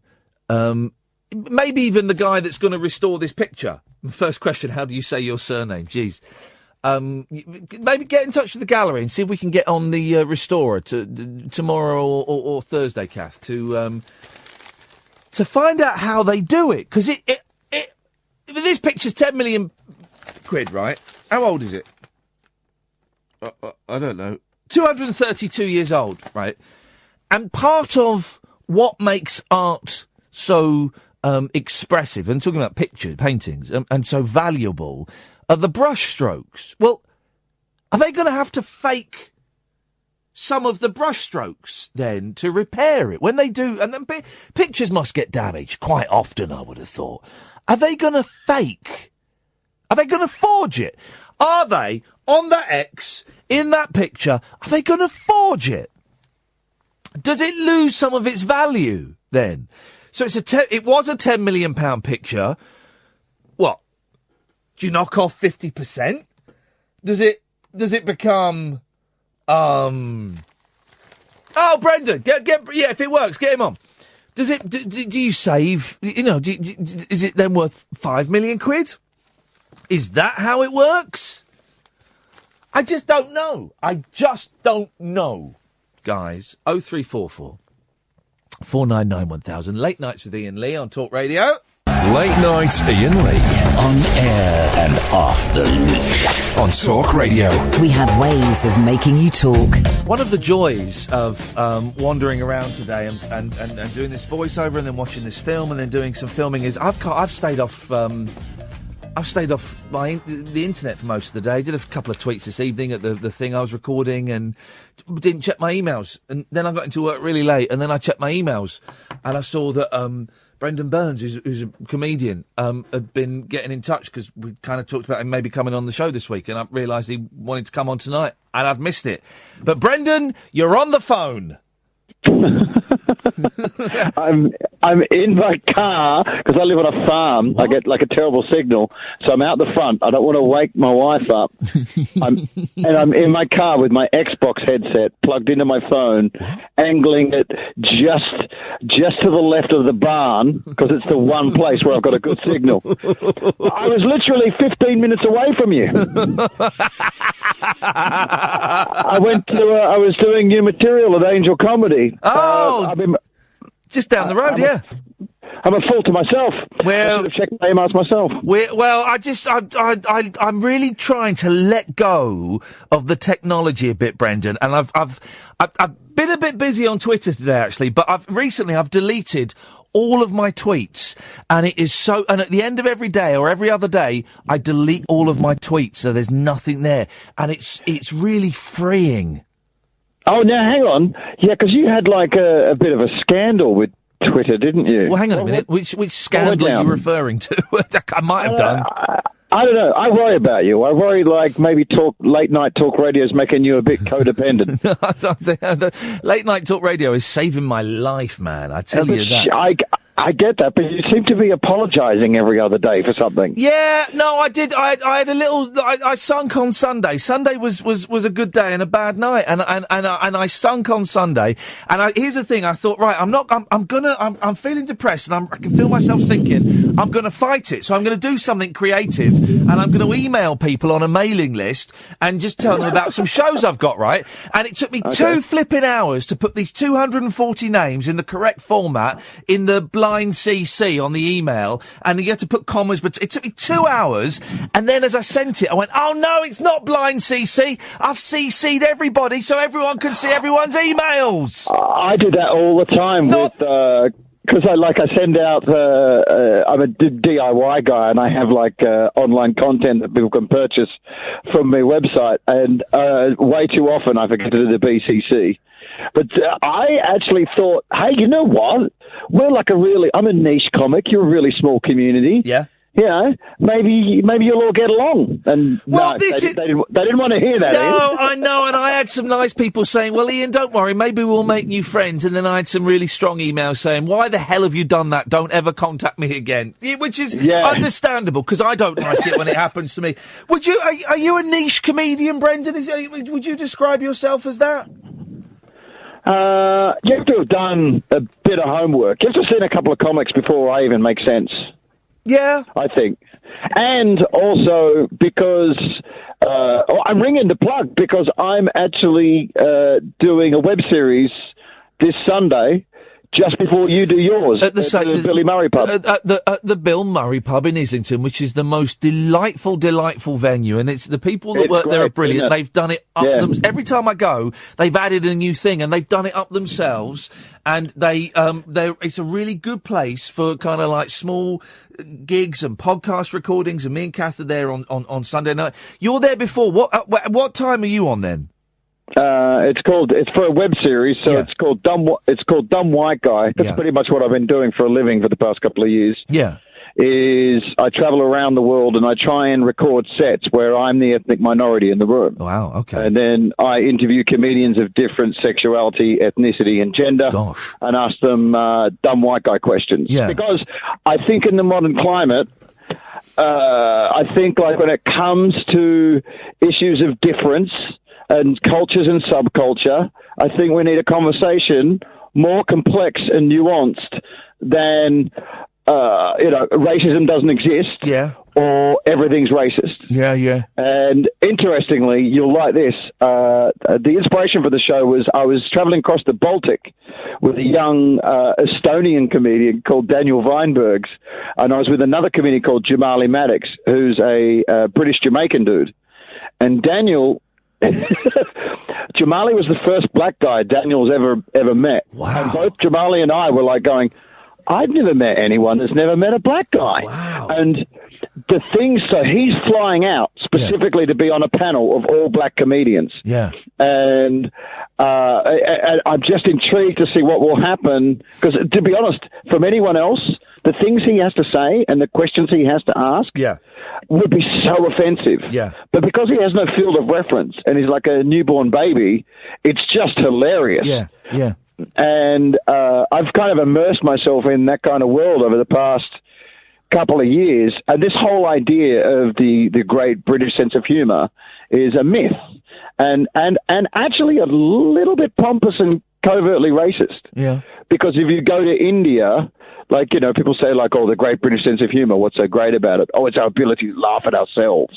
And I'm like, I'm sorry, but you know what? If you go to India, you better have some jokes about Indian people. And I don't mean made-up white stereotypes. I mean honest observations about no one is thin-skinned about their culture.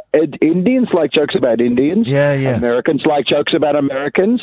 Australians like jokes about Australians. And if you go to Africa as well, Africans like jokes about Africans. We just don't think it's special or magnanimous. And I think in this modern climate of also the BBC initiative of, you know, of having to have one quote-unquote ethnic per panel and one woman, that to me is more racist and bigoted and sexist than an all.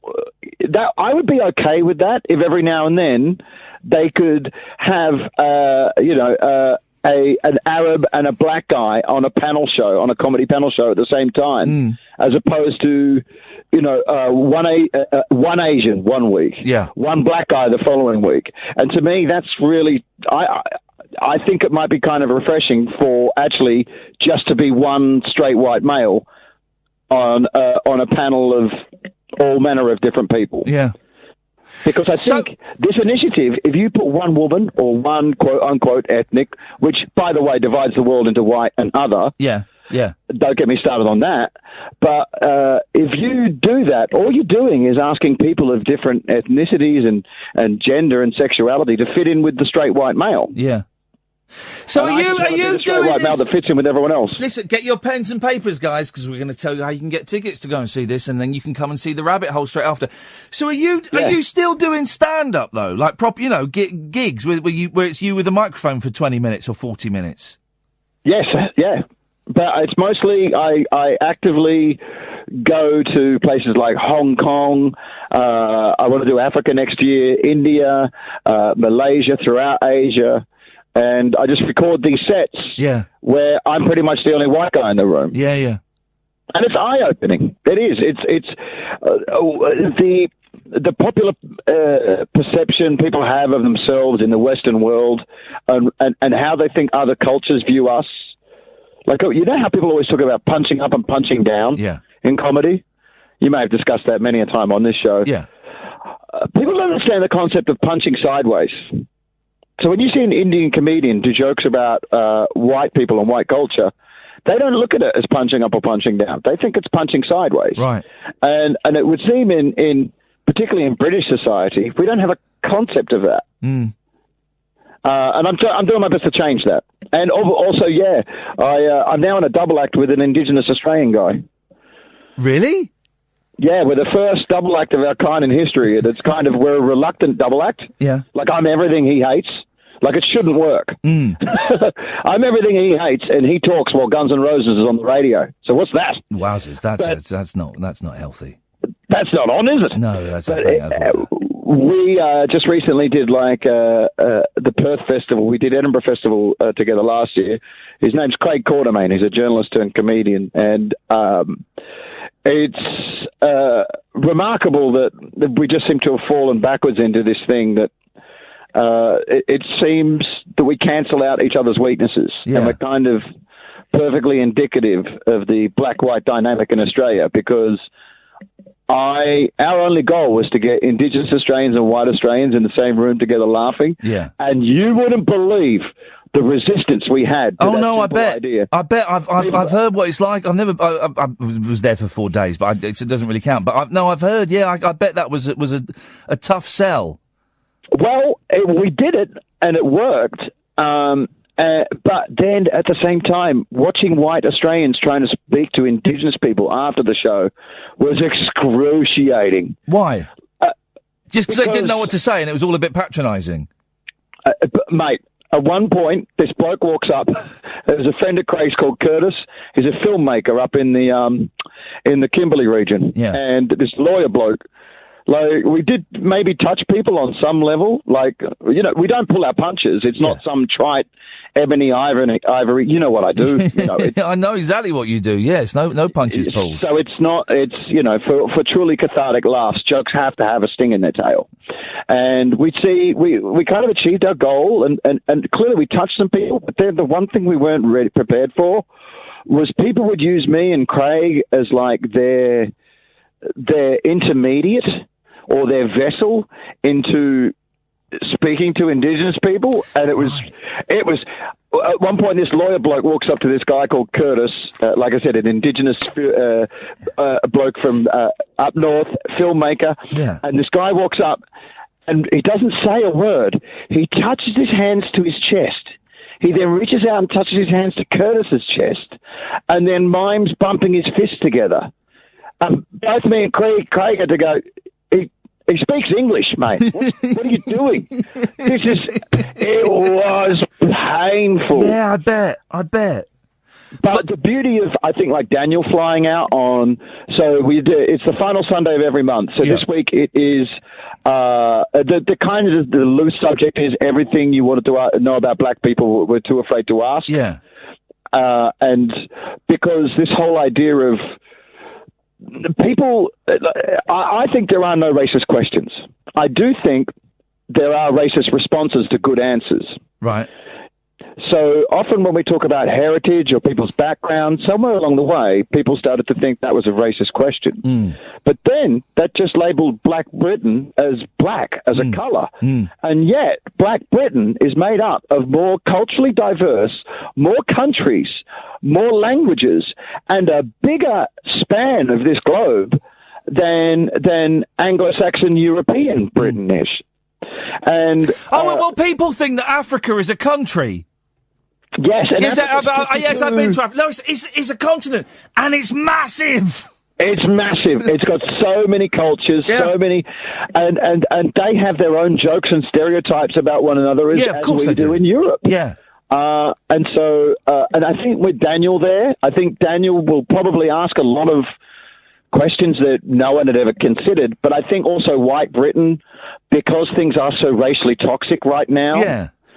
I think somehow people have confused a sense of curiosity with racism, because right now we've suppressed racial discussion so much in this country that and deemed it impolite that the only people that are willing to discuss race openly are racists. For years, doing this kind of the phone-in show, for years, you'd have people phoning in saying, well, I can't say what I really think because you'll consider me racist. But now, those people that barrier's gone since UKIP and Farage and Brexit and Trump. That barrier's gone, and the racists now have got no blocks over their mouth, and they're saying whatever they want to say. You go on Twitter, and you've got all these horrible people saying whatever they think, and some of them think really nasty things. Oh, you only have to look at your YouTube comments. And it's a countdown. It's a countdown to Hitler and an N-bomb. Yeah. No, you're right. And I'm like, wait a minute, my stand-up was talking about my three-legged cat. How did this happen? Like, on any given video. But also, I think we on the left have to, like, maybe stop. I mean, I don't know if you're a left-leaning guy. I'm left of centre. Yeah, I think I would consider so far myself to the right. as that, yeah. But things have moved so far to the right that I am now being called a PC, Brendon Burns PC. I kid you not. I went viral for a rant I did about Australia Day. Yeah. And for the first time, I've been called this PC D-bag socialist apologist. And I'm like, what? If I'm your version of PC... But I think also maybe we need to stop reacting to what we want to happen. Yeah. And start reacting to what actually happens. Yeah. So, say when it came to Brexit, and they used some pretty racist imagery in the billboards, and we on the left fell for it, hook, line, and sinker, because then we went, look how racist that is, and then racists got to go. Wait, You mean I get a vote? Yeah. You mean I can vote for racism? Brendan, stay there, because I've got to go to the news. I'm hoping your phone is charged up and you've got enough juice, because I want to come back and have a bit more time with you after the news, so don't go anywhere. My thing is when the racists go, oh, you just keep throwing that word racist around. Well, yeah, because you're a racist. You saying that doesn't take... Anyway, 0344 499 1000 with Brendon Burns. We'll come back and find out how to get tickets after this. Talk Radio. Give us a call, 0344 499 1000. We'll carry on chatting to Brendon Burns and find out where you can see him and get tickets and all that stuff. So get your pens and papers. Late Nights with Iain Lee on Talk Radio. Late Night, Iain Lee on Talk Radio. We have ways of making you talk. 0344 499 1000. Brendon Burns is joining me at Brendon Burns on Twitter, but it's Brendan with an O, not an A. Brendan, yeah, fancy. Do you ever... Because, listen, we've said this before. We both worked together on the 11 o'clock show, and everyone went on to huge success, and, you know, we went on to different things, shall we say. Different... It wasn't success, let's just say that. Do you ever think... Do you ever get bitter about that? Do you ever look back at that when we were bubbling hot things for different reasons? I mean, you've been doing stand-up for years and years, and you were like a well-respected stand-up. I've been doing stand-up for 20 minutes and was not very good. When we got, I was terrible, and we got thrown together doing that. Do you ever get, because I tell you why. I spent a long time, I don't really have it now, but I spent a long time after that full of bitterness and resentment and watching, I couldn't watch Gervais, and I couldn't watch Sasha, and I struggled to watch Mackenzie, which was awkward because I was, sharing a flat with Mackenzie. I struggled. Isn't he your best friend? Yeah. I was a great friend, but I struggled seeing those people go off and have, much more successful careers than me. And I just wondered how, because I know you've been doing stand up, of course, but I just wondered how you kind of the years after that were for you. Honest. It's never, I've never really been an envious person. And to be honest, I remember Adam Bloom was like the master of ceremonies. He's a very brilliant comedian. Yeah. He's a master of ceremonies at my wedding. And one of the nicest things anyone's ever said is when we started out, I started out in 1990, and pretty much every one of my close group of friends got booked at clubs. They got booked for Edinburgh. Everyone got everything before I did. Yeah. But because I knew that I wanted to be an uncensored comedian. So that's all I'd always admired. So I always had the attitude of, I always knew it was going to take me longer. I always knew it was going to take me longer to find my voice. But also, I'm from Perth, Western Australia. So that's one of the world's most remote cities. I didn't grow up in the UK where stand-up comedian was a viable profession. Stand-up comedians were like Cabbage Patch dolls. They were fairies. They were, mythical beings. It's not something someone did for a living. So anytime a friend of mine got ahead, all that ever did was empower me. This is possible. Right, yeah. Oh, you can do this. Yeah. And Adam, said at my wedding, he goes, everyone got everything before Brendan, and that had to hurt. And he never seemed to resent anyone. Yeah. He never seemed to resent anyone. And to be honest, I don't think I'm a good guy for that, because that works out great for me. Like, you see people that are plagued with bitterness and envy and... I had it for a long time. I'm pretty much rid of it now because, I've done a lot of work on myself. But, yeah, it ate me up for a long time. Well, Ian, don't forget, look at everyone. Okay, you're listening to 3 people that went on from the 11 o'clock show. Yeah. Look at the people that didn't. Yeah. You and I are doing all right. Yeah, no, exactly. And this is where I am now, Brendan. I've had since 1998 or 99, whenever it was it started. I've had pretty much, apart from one bad year, I've had pretty much continuous work. And I can feed both the kids, and I've got a roof over my head. So to still be doing it in this business.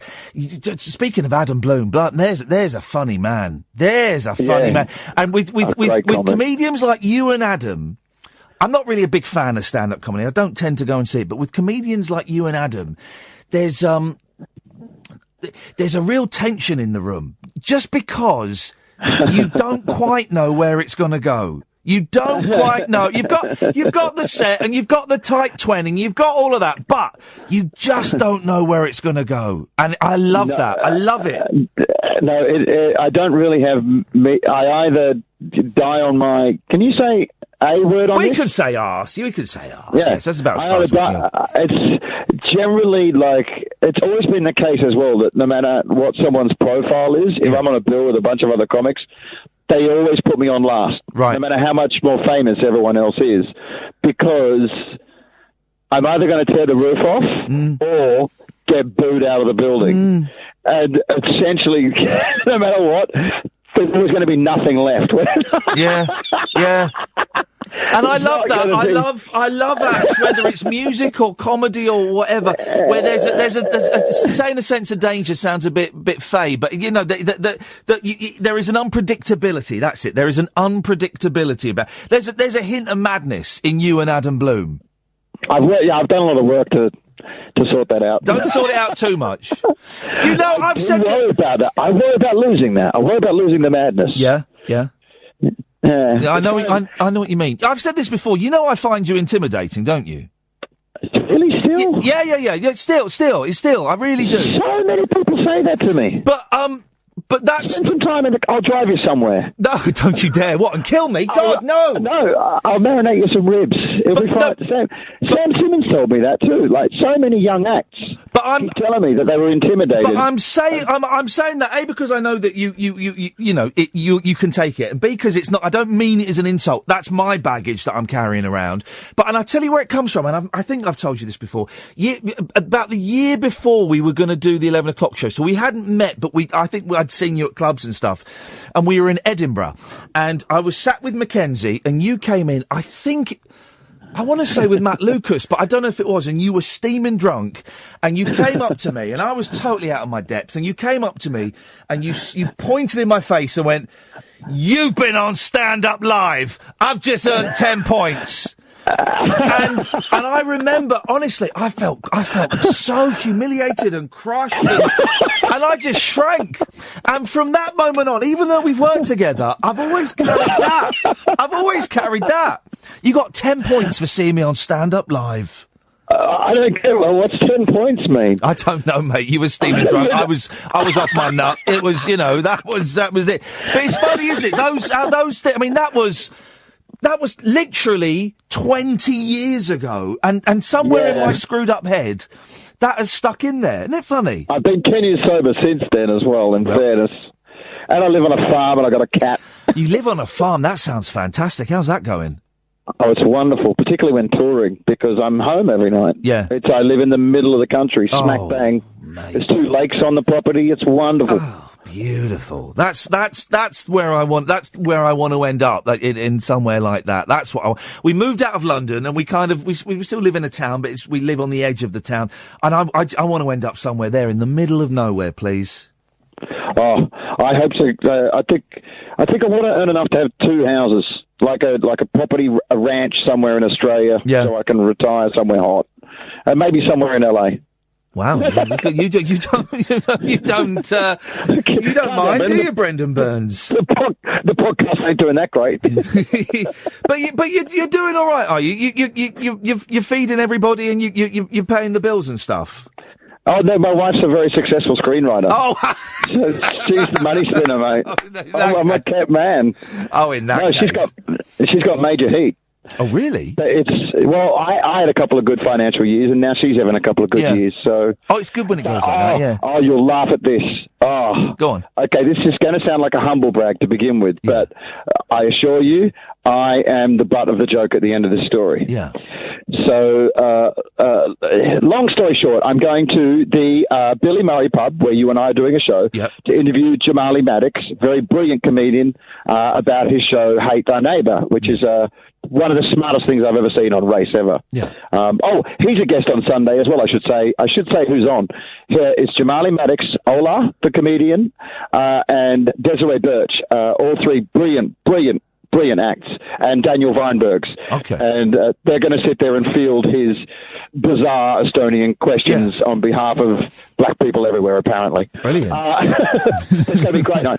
And it's £3, 6 o'clock start. Right, so anyway. Hang on a minute. How do we... can you buy tickets online, or you just rock up at the door and buy tickets? I think you can buy tickets online. It's nearly sold out. It's at the Angel angelcomedy.co.uk, isn't it?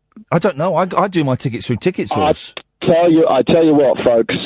You won't hear a conversation like this anywhere else in the UK. It's going to be so much fun. When you drop your guards racially, it's going to be the final Sunday of every month. Next April, it's sexuality, and I'm talking to transgender comedians, I think. No, gender issues with transgender comedians. Yeah. And then the week after that, probably sexuality with gay and lesbian comedy. Beautiful. Anyway, I assure you I'm going to be the butt of this joke. It's going to sound like a humble brag. But this is now, my wife is doing quite well, right? Remember that. Put a pin in that fact. Okay. So I go to interview Jamali Maddox. And I walk in at the Billy Murray pub, and it's in the middle of the day, so we're using the upstairs room to record. And there's all these young open micers there for a MC course or something, right? And when I walk in, the whole room stopped and went, and made the noise. Like, I've been around long enough to know what that means. Yeah, of course. Big star. Oh, well, no, not exactly. This sounds what I'm saying. Sounds like what I'm saying, right? I'm going somewhere with this. So I go upstairs, and Jamali arrives, and I said, hey, maybe we should go downstairs with the open micers and record this in front of them. They'll get a bit of a kick out of it, and it's about the process and, where the taboos and boundaries are in comedy and everything, and maybe they'll get a kick out of that. And Jamali goes, they don't want to hear from me. And I was like, are you kidding me, mate? You just did live at the Apollo, and you're on every panel show going. Like, seriously, like, they're going to flip out. Like, you're way more famous than me. And when I walked in the room, they all went, and made the kind of face. And he went, yeah, mate. That's because, like, I'm a part of. Jamali goes, I'm a part of the furniture. I'm around. They see me all the time. You're on a farm. You only turn up to do things like you said. That you're like an urban myth now. The legend of the late great Brendon Burns. Yeah, so he goes you're like Bigfoot. So when you arrive at gigs, I said, is that what keeps happening when I'm arriving at regular gigs to try new material? And he's like, yeah, you're like Kitson. You're Bigfoot. You've got this mystique, right? And so I come home and I tell my wife this story. Yeah. And she goes, well, you know what, Brendan, maybe you should go to clubs more and show people what you're doing, rather than just playing to this niche audience that you've created. And I said, no self-awareness, no glib irony. I meant it as well. I went, nah, I think I want to work on my mystique. And my wife just buries me. She goes, listen here, Liz Taylor. I know I've had a good year financially. He's become a diva, all of us. He's become a diva. Exactly. We can't. She goes, I'm not earning enough that you can just turn up and drape yourself across a piano. Go and do some work, Burns. Working on your mystique. Don't get out of my house. Brendon, listen, I will see you on Sunday then. Don't overrun, for crying out loud. No, of course I won't. We've got a whole camera set up and everything. Oh, and beautiful. Don't worry, I'll run to time. Hey, folks, don't forget that the clocks go forward this weekend. Yes, so don't be late for me and don't be late for Ian. Okay, well, I would argue that they go backwards, but we'll see what happens. I can never remember. The website... No. They go backwards. You get an extra hour in the winter and you lose an hour in the summer. It's spring back, fall forwards, isn't it? Wait, if the clocks go back, then... Spring... I would spring back. You spring back. Forward. Yeah, that's it. So, the BrendonBurnsShow.com is... No, the clocks go forward. You lose an hour. You gain an hour in winter. No. I am sure you get a longer weekend. I think... It's technically it's my country, and I think I know what the clocks do... I think that... Well, it doesn't matter. I'll agree with you, and then when I've cut you off, I'll tell them the right answer. Now... I think I'm right. I'm right. So, if people want to find out bits and pieces, the BrendonBurnsShow.com, and it's Brendon with an O, guys. Brendon with an O. You're at Brendon Burns, Brendon with an O on Twitter. Is that all the information people need? You can go to www.thebrendonburnshow.com, or you can subscribe to Dumb White Guy on iTunes. It's just free every Sunday. Oh, and you know the trick to get it up the iTunes chart? Get people to unsubscribe, then subscribe again. I heard that just this week. Yeah, it works. What we do is we do it because we got this podcast. Because you know Toby, don't you? Yeah. So we do this. Toby just messaged me and told me the same thing. And it works, right? So we do it for this show and the Rabbit Hole, the other one, right? Is just when we're going down the charts in the 40s, everyone subscribes, does it twice, we're back up in the top 10. And I know it's a bit of a cheat and it's a bit of an ego thing, but also it means that, you know, the people that just look at the top 10, top 20, they'll see it and they go, oh, I'll give this a punt. Oh, no, yeah, I'm buried. I'm not in any streaming service. And because of the content, like, no one really wants to touch it. Uh-oh. Well, it is uncensored racial chat, and that makes people feel very uncomfortable. Uncensored racial chat with Brendon Burns. Now, there's a title for a show. I'd watch that. Brendon... Well, it's definitely like it's a more multicultural room. It draws a more multicultural crowd, just by calling a show Dumb White Guy. Yeah. Because I think people tend to trust you a bit more. Yeah. When you lead with that. Of going, right, here's everything I don't know. As opposed to you hear these stories of these awful white people turning up to Black Lives Matter rallies and start dishing out orders. Yeah. That's not even... You can't even claim to have your heart in the right place. Brendan, if you do that. Yeah, listen, it's a pleasure to talk to you. I'm looking forward to seeing you on Sunday, and we never got round to talking about when we had a snog once, which is a bonus. Did that happen? Mate, unfortunately, it did. Was that on? It was not. Yeah, there wasn't. It wasn't even on camera. It wasn't for telly. No, mate. It was for giggles. We were drunk, Brendan. Of course we had a snog. It meant nothing to you. You git. It meant nothing. At the 11 o'clock show party we had... Anyway, that doesn't matter, because it's... Oh, yeah! Boom. That's right. I snogged everyone that night. Oh, you're such a tart. How to make me feel lousy in the last 10 seconds. Brendan, I'm so sorry. I love you, man. You've got my proper email address, and get me on that, and I'll check that one more often, and I'll be in touch, and I'll see you Sunday, man. Yeah, love you too, buddy. Cheers, fella. There we go. Brendon Burns on a farm in his car. 0344 499 1000. Cleo, come to you after this. Across the UK, online and on DAB. Late night, Iain Lee on Talk Radio. We have ways of making you talk.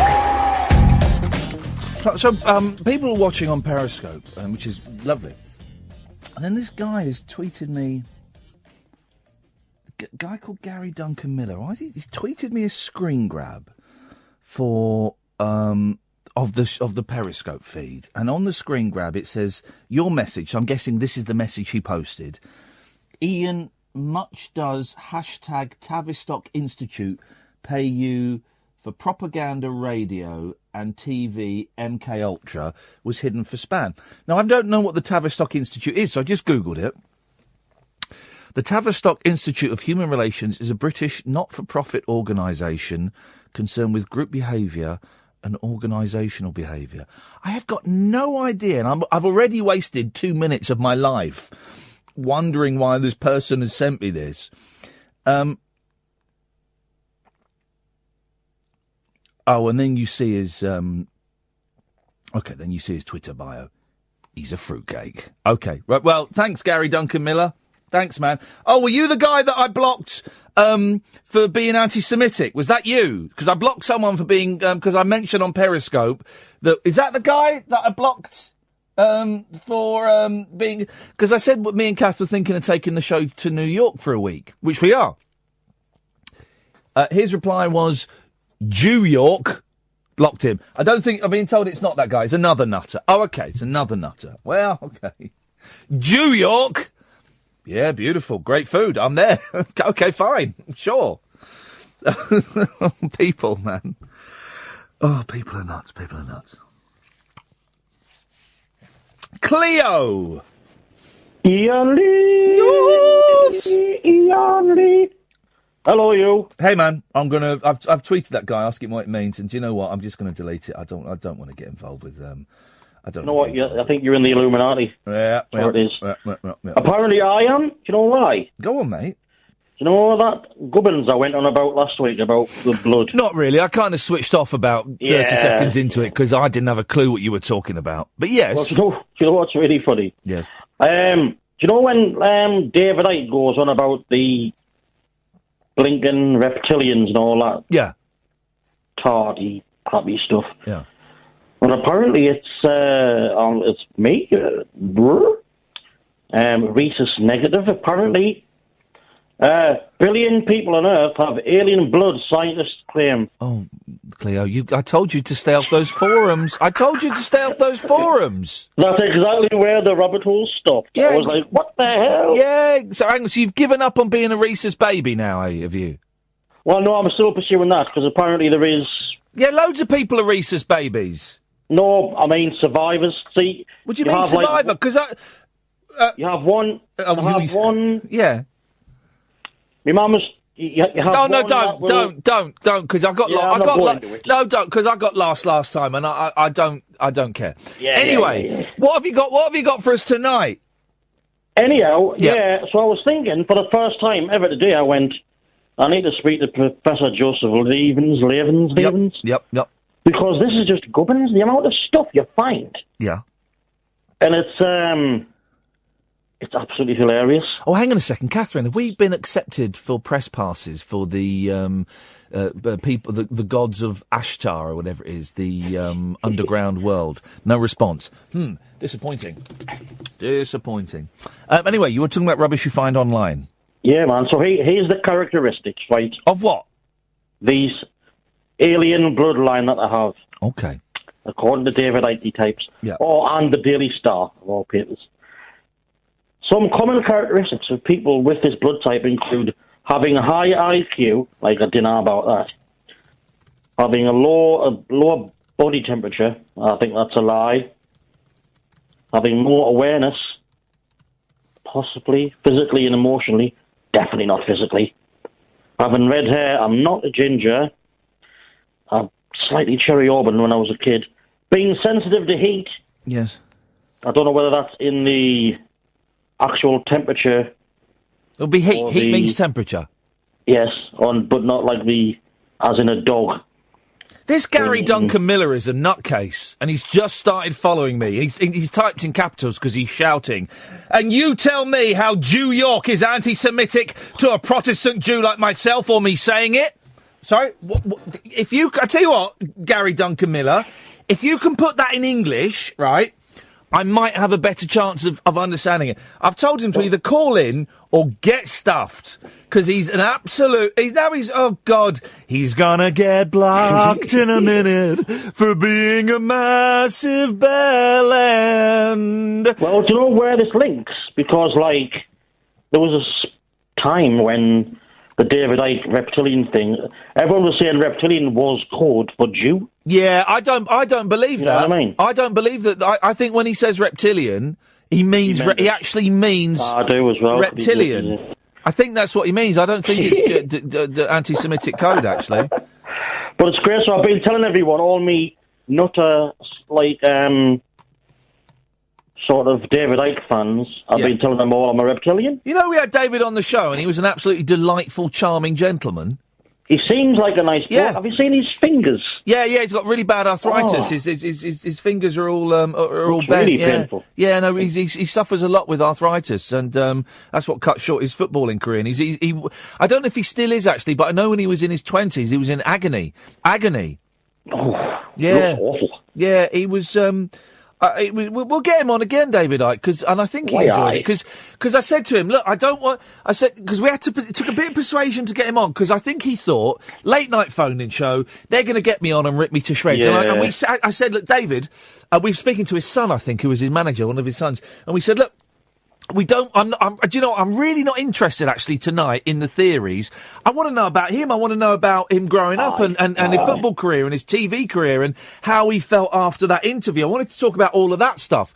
And I think he really enjoyed it. I certainly thoroughly enjoyed it. And we got on beautifully. Did you ever see the series by John Ronson? Yes, I watched that one. Yeah. God, he's on that's a good one. He's on that one. Yeah. No, I watched that. Yeah. And it's got like a pre-pubescent Alex Jones on there. Yeah. I mean, Alex Jones. Cleo, listen, thank you very much indeed. 0344 499 1000. Don't forget to tick your Radio Diaries. Late Nights with Iain Lee on Talk Radio. Late Night Iain Lee. On air and off the leash. On Talk Radio. We have ways of making you talk.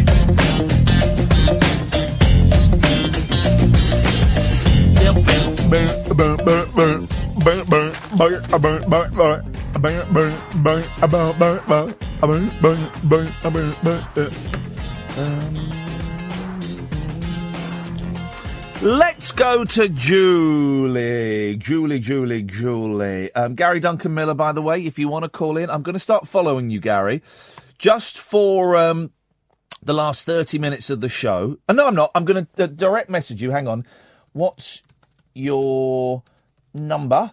We can call you. There we go. Let's. I love it when you give idiots on Twitter the chance to call in, because they never do it. Julie. Hi. I just wanted to say that I really enjoyed your chats with Brendon, and I listened to both, obviously, you and his podcast as well, so I would recommend that. And I just wanted to know, tell me more about this kiss, because you kind of just like skated over it. That's private. That's private business. Okay. It just really made me laugh, especially when he said that, oh yeah, I kissed everybody. And I just thought, oh, that's kind of, that's not fair, right? That's hurtful. Yeah, no, well, it was one of those things. They were crazy days, and I was off my nut. Do you ever look back to those days and think they were good days? Yeah, they were good. Yeah, they were good. They were good. I got a little bit maudlin when people on Periscope would have seen me getting a little bit maudlin when Brendon went and we went to the ads and they were good. But there's a lot of regret about not taking. Can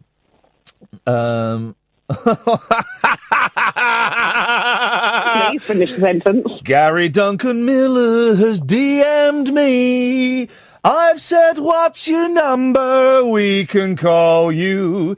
He's replied, I'm not that stupid. The hashtag Jesuits control all media. Oh, I'm replying, bottler, like a little chicken. See, I don't understand that. I don't understand why people would...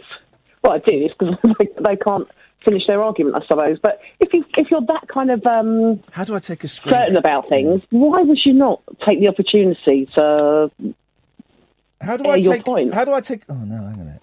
How do I take a screen grab on my computer? Control-Alt-3? No. Control-Alt-4? No. Shift Alt-3? No. Shift-Alt-4? No. Shift Command 3? No. Shift Command 4? Yeah, Shift Command 4.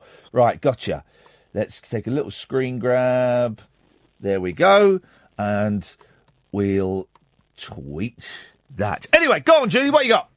Oh, did you do it? You just wanted to know about my private sex life? Yeah, no, well, mainly it was just to say that I really enjoyed your chat with Brendon. That's all. I thought that was all right, mate. Very lovely. All right, don't be such a kiss ass, a lick ass. Is lick ass a phrase? I'm not allowed to say I enjoyed it? No, you're not. Yeah, creep. Okay. You absolute creep. Fair enough.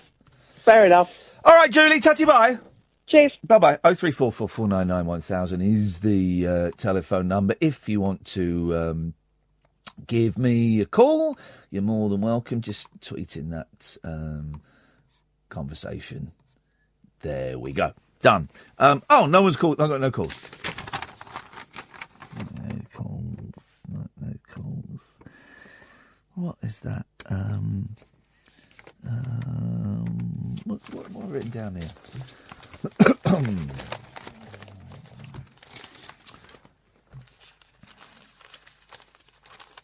That picture of Theresa May looking all windswept with a jacket over her shoulders, sat on a sofa. Someone tweeted it looks like she's the victim of a road traffic accident.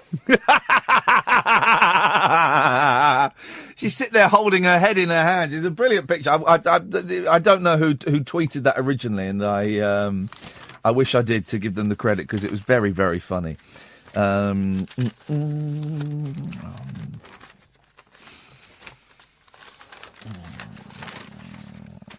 Oh, who's Pia Mia? There's a pop singer called Pia Mia. I saw she was in the paper yesterday. Here's a picture of Pia Mia, Pia Mia. It's a good name, Pia Mia. If I was going to be a pop star, I think I'd call myself Pia Mia.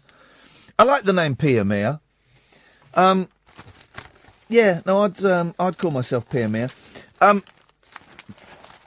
48-hour afterglow that bonds us after sex. Oh, sweet Lord. It's all about sex. This is by Daily Mail reporter, so a good story. A good story. Sex gives couples an afterglow that lasts up to 2 days. You really should. You should have a shower at the very, very least, and helps them to bond more closely. So they're saying sex might be good for couples. Really? I haven't thought about the physical intimacy. I hadn't thought of that. That's not bad. It's a good idea. Well done. Yeah. A study of newlyweds. Those guys don't know nothing. Those suckers. They don't know what's coming to them. A study of newlyweds found the warm feelings between lovers remained for up to 48 hours. Oh, God. Strengthening their relationship however long they've been together. The findings by US psychologists show intimacy in the bedroom bonds couples together more than was previously believed. Why is this? How is this? How is this news? Surely that is obvious, isn't it? Isn't it? Dr. Andrea Meltzer of Florida State University said, "Our research shows sexual satisfaction remains elevated 48 hours after sex. And people with the strongest sexual afterglow, that is, people who report a higher level of sexual satisfaction 48 hours after sex." What does that mean? Report higher levels of relationship satisfaction several months later. Well, because they're probably in a healthy relationship and they're having sex, so they're in love. Gary Duncan Miller. No thanks, mate. Muted, you twat. There we go. Sorry, I said that out loud. Not blocked, muted. That's how you do it. That's how you do it. Done. There we go. A man who's never had sex. This is because we're streaming on Periscope, and this is what I gave. I taught a class at Gloucester University on Monday. No, was it this Monday? Was it yesterday? Flipping out! What a lot has happened since then. And they asked about Periscope and how it's important, and I said, well, it's important. I said, I don't like it. I don't like it. And I've never liked webcams in studios, and I don't like Periscope because, for me, radio is a listening experience. You know, theatre of the mind. You visualise it all in your head, and that for me is how it works. But for a brand new station, well, a year old station. That skimped on the advertising, let's be honest. Matt, I'll come to you in a minute. It's a great way of getting, new people to be aware of the station, because the way Periscope works is they might get a notification, or someone they're following might notify them, or if they're just scrolling through and it says UK radio show, people might just watch it out of interest. And that is how that nut job found me, was through Periscope. So it does have its bonuses. But I prefer it all to be in the head. The link was revealed in an analysis. Oh, there we go. In an analysis of 2 independent studies. Boring. The researchers say the findings suggest sex is linked with relationship quality over time. Flipping it, Jesus. I suppose it filled 3 minutes. Matt, I'll come to you after this. The wild man of late night radio is back. Iain Lee on Talk Radio. We have ways of making you talk. 0344 499 1000. Evening, Matt. Matt.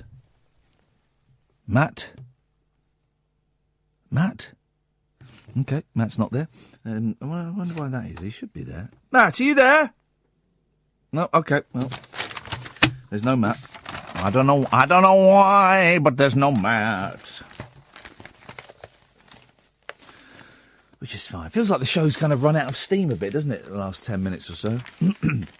I have great trouble swallowing at the moment. Struggling to swallow at the moment. I don't quite know why. It seems to be going on quite a lot. Is he there now? Matt, you there? Hello. There you are. I can hear you now, Matt. I don't know what happened there. What have you got? No, of course not. You couldn't hear me before, no? No, I couldn't. No, genuinely, I couldn't hear you before. OK, I'll give you the benefit of the doubt. Thank you very much, Matt. I appreciate it. I'm sure you do. I very much enjoyed your chat with Brendan. He is a little bit of a comedy hero of mine. Well. Have you seen the bit he did, I think in about 2010, in one of his stand-up shows when he planted a heckler in the audience? Yes, I did see that bit. I believe it went what they call viral. Yeah, it may well have done, yeah. I mean, I'm a bit slow on the uptake on these things. Yeah, he's a bit of a genius. He's a very very funny stand-up comedian. There is no doubt about it. Yeah, he's brilliant. He's edgy, but he has an edge that a lot of others don't have. Yeah. Really enjoyed that, and carry on the good work. The other thing I wanted to say is that you should get into audiobooks, reading audiobooks, because I listened to you reading...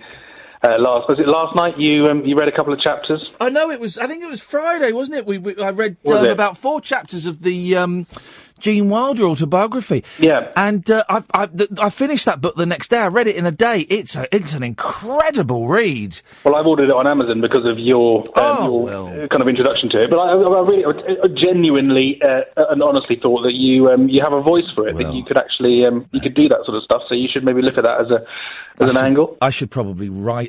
I don't think you make that much money out of reading audio. I've often thought when they read the audiobook, right, and they can last like 6 hours or 8 hours, do they do it in a day? Or do they... I believe so, yeah. I think, you might as well, mightn't you? There's no point in doing it for a couple of hours, then coming back the next day you might as well just sit there and read it. Yeah, I think they get you in for like a full day in the studio and then they call you back in to kind of do any retakes. But I very rarely read a book in a day. The Gene Wilder one I did, but normally it can take me like a week or 2 weeks to read a book. Yeah, I mean, it depends on whether you're dipping in or out. It's very rare to find a book that you actually get so engrossed in that you just carry on through. But I think I'd actually go properly insane if I had to read a whole book in one sitting. And also, if you're reading, do you do the voices? I don't necessarily think you have to. No, a lot of the ones I've listened to don't have different voices. I think you can put a bit of inflection on different people, different characters, but you don't have to do. Because I've not got many voices, as my children find out when I read them. Nonsense! Stories. Your Newcastle accent was astonishing. We let Sport Billy, not Sport Billy, Korean Billy have that. Korean Billy, yeah. I have always poo-pooed audiobooks, Matt, but then I've listened to a few recently. I think 2. I've listened to the Alan Partridge Nomad. Yeah, fantastic. And the Johnny Marr autobiography. And I started listening to the Doug Stanhope autobiography. And because everyone raved about it. Yeah. 15 minutes in, I thought, do you know what? I don't want to spend 9 hours listening to this. And so I knocked it on the head. And loads of people really enjoyed it. But it didn't work for me. He's very, very enjoyable in small doses, but he's so intense and full on that it's quite hard to sit and listen to him for ages. The one I really liked listening to was the Johnny Vegas autobiography. Oh, okay, yeah. You should have a listen to that. That's very good. Yeah, I bet that, because if I'm doing a long drive, and I've got a few coming up, I kind of like them. If there's nothing on the radio is my first option. Yeah. And then if there's nothing on the radio, I'll just whack on an audiobook and listen to that. It's brilliant. The other things I've got on my iPod, which I listen to in the car, is Have I Got News for You? No, sorry. I'm sorry, I haven't a clue. Oh, yeah. Yeah, and you can get all those on CD. And also Round the Horn. Do you remember Round the Horn from years and years ago? Well, you won't remember it. No, is that 60s, was Kenneth Williams in Round the Horn? He was, yeah. I'm not, I'm aware of them. I'm not a massive fan of them. I'm not a massive fan of the Goons either. I've always struggled with the Goons, yeah. Fair enough. Maybe I need to, but do you know, I've not tried the Goons for a long time, and I heard about 5 minutes of one a couple of months ago, and I did enjoy it, actually, so maybe I need to go and revisit the Goons. I think as you get older, it becomes more kind of enjoyable. It's less kind of, I mean, it is pretty fast-paced, but it's interceded with a couple of musical interludes, and it's quite... Yeah, because it's so old school. But, you know, Peter Sellers and Milligan and Seacombe, I don't know if you're aware, tomorrow night at 10 o'clock in this studio, we've got Joe McGrath coming in, who, of course, directed loads of Peter Sellers films and worked very closely with Spike Milligan. So, 15-year-old me is over the moon. We've got an actual, you know, proper legend who's worked with those guys coming in. Yeah, he's awesome. I've been loving your playing of the Casino Royale theme, although I know that's not directly It's such a good bit of music, and such a weird, unfathomable... I tried to do Casino Royale at the weekend, and I'd forgotten... Yeah, because I was looking forward to the Woody Allen and the Peter Sellers bits, and I forgot... that you've got to get through a good 40 minutes of David Niven at the start, doing his stammering Bond. Yeah, there's the whole Cowboys and Indians bit in the casino, and then there's the whole thing with David Niven and the Tartan LSD trip, which is hard work. It is. I do like Bernard Cribbins as the cab driver. When's he coming on? Well, Bernard Cribbins, have we got a date for Cribbins, Catherine? Not yet. Cribbins is coming on soon, hopefully. We're in talks. Absolute hero. Oh, he's a legend, and I don't know why it didn't occur to me earlier. We are in very positive talks at the moment with people, and we're just kind of batting dates back and forth. You gave some awesome guests on. Rick Wakeman the other day was awesome, absolutely amazing. We've been really lucky. We're probably going to play Nicholas Parsons tomorrow. We've got a cracking Jimmy Tarbuck. In a week or so, I'm interviewing Galt McDermott, who wrote the music. This is a bit niche. They're all niche. Who wrote the music for the musical Hair. And he's in his 80s, and he's got some stories to tell. Oh, we've got some cracking people coming up. Kath has been working overtime and has secured some absolute... Roy Hudd's coming on. We've got Roy Hudd coming on. Oh, fantastic. Really absolute legend. Yeah. So we've got some good people. Yeah. What about, have you considered people like Graham Garden or Tim Brooke Taylor? Do they have any resonance with you at all, or is that kind of a bit out of left field? No, they do. They do, actually. And you know what? That's not a bad suggestion. Kath, let's talk about Tim Brooke Taylor and Graham Garden tomorrow. There is someone, right, that I've been desperate to get on the show for years, okay? And all I have heard is he doesn't talk to anyone. He lives in a care home, right? And he's lived in a care home for a long time. Huge star in the 70s and the 80s. And I think he had a little bit of trouble with the booze, although he's better now. And he lives in a care home, right? And I've always just thought, it's never going to happen. A friend of mine, a guy I work with called Glenn, released a record, a 7-inch vinyl, of the theme tune to one of this guy's TV programmes. And he said, I'm going to send the record to the care home and to ask if he'll sign it. I'll probably never get it back. Well, he sent me a picture of it today, signed. And nice. It was the theme tune to Dick Turpin, and it was Richard O'Sullivan. Oh, blimey. Wow. Yeah. I didn't know he was in a care home. He's been in a care home for quite a while. I think he had a little bit of a problem with the booze, and he got very ill, and he kind of retired quite, I don't know, late 80s, early 90s. And Glenn sent me this triumphant picture today of the signed picture, and I thought, well, I'm going to send him a letter and ask him if he would mind if I visited him one day to have a chat. That'd be awesome. You never know. That, for me, right now, would be the pinnacle. That would be the dream interview, I think, if we could get Richard O'Sullivan. Yeah, he's a proper face, isn't he? Yeah, absolute legend. Matt, I'm going to move on because I've got one more call, but thank you for that. I really enjoyed that. Thank you very much indeed. And I wasn't playing silly beggars. I couldn't hear you at the start. I wasn't doing that. Pat's on the line. Good evening, Pat. Hey, Ian. How you doing, my man? Good, thank you. Good. Yeah, well, just a quick one. Just to say, well, you probably caught some of the traffic on the Facebook thing from all the talk radio listeners. Just wanted to say quick thanks a million for a brilliant first year, and more, please. Oh, you sounded like you're begging them. More, please. Please, sir, can we have some more? Pat, listen, Pat, thank you so much. For those of you who don't know, if you go on Facebook, there is a Talk Radio listeners page that isn't done with the station. It's people like Pat and Lee who kind of put it up and do it all. And they have been incredibly supportive of this show and of this station and all the other shows on there. And I genuinely, and I look in there from time to time. I don't go on there too often, but we look in there from time to time.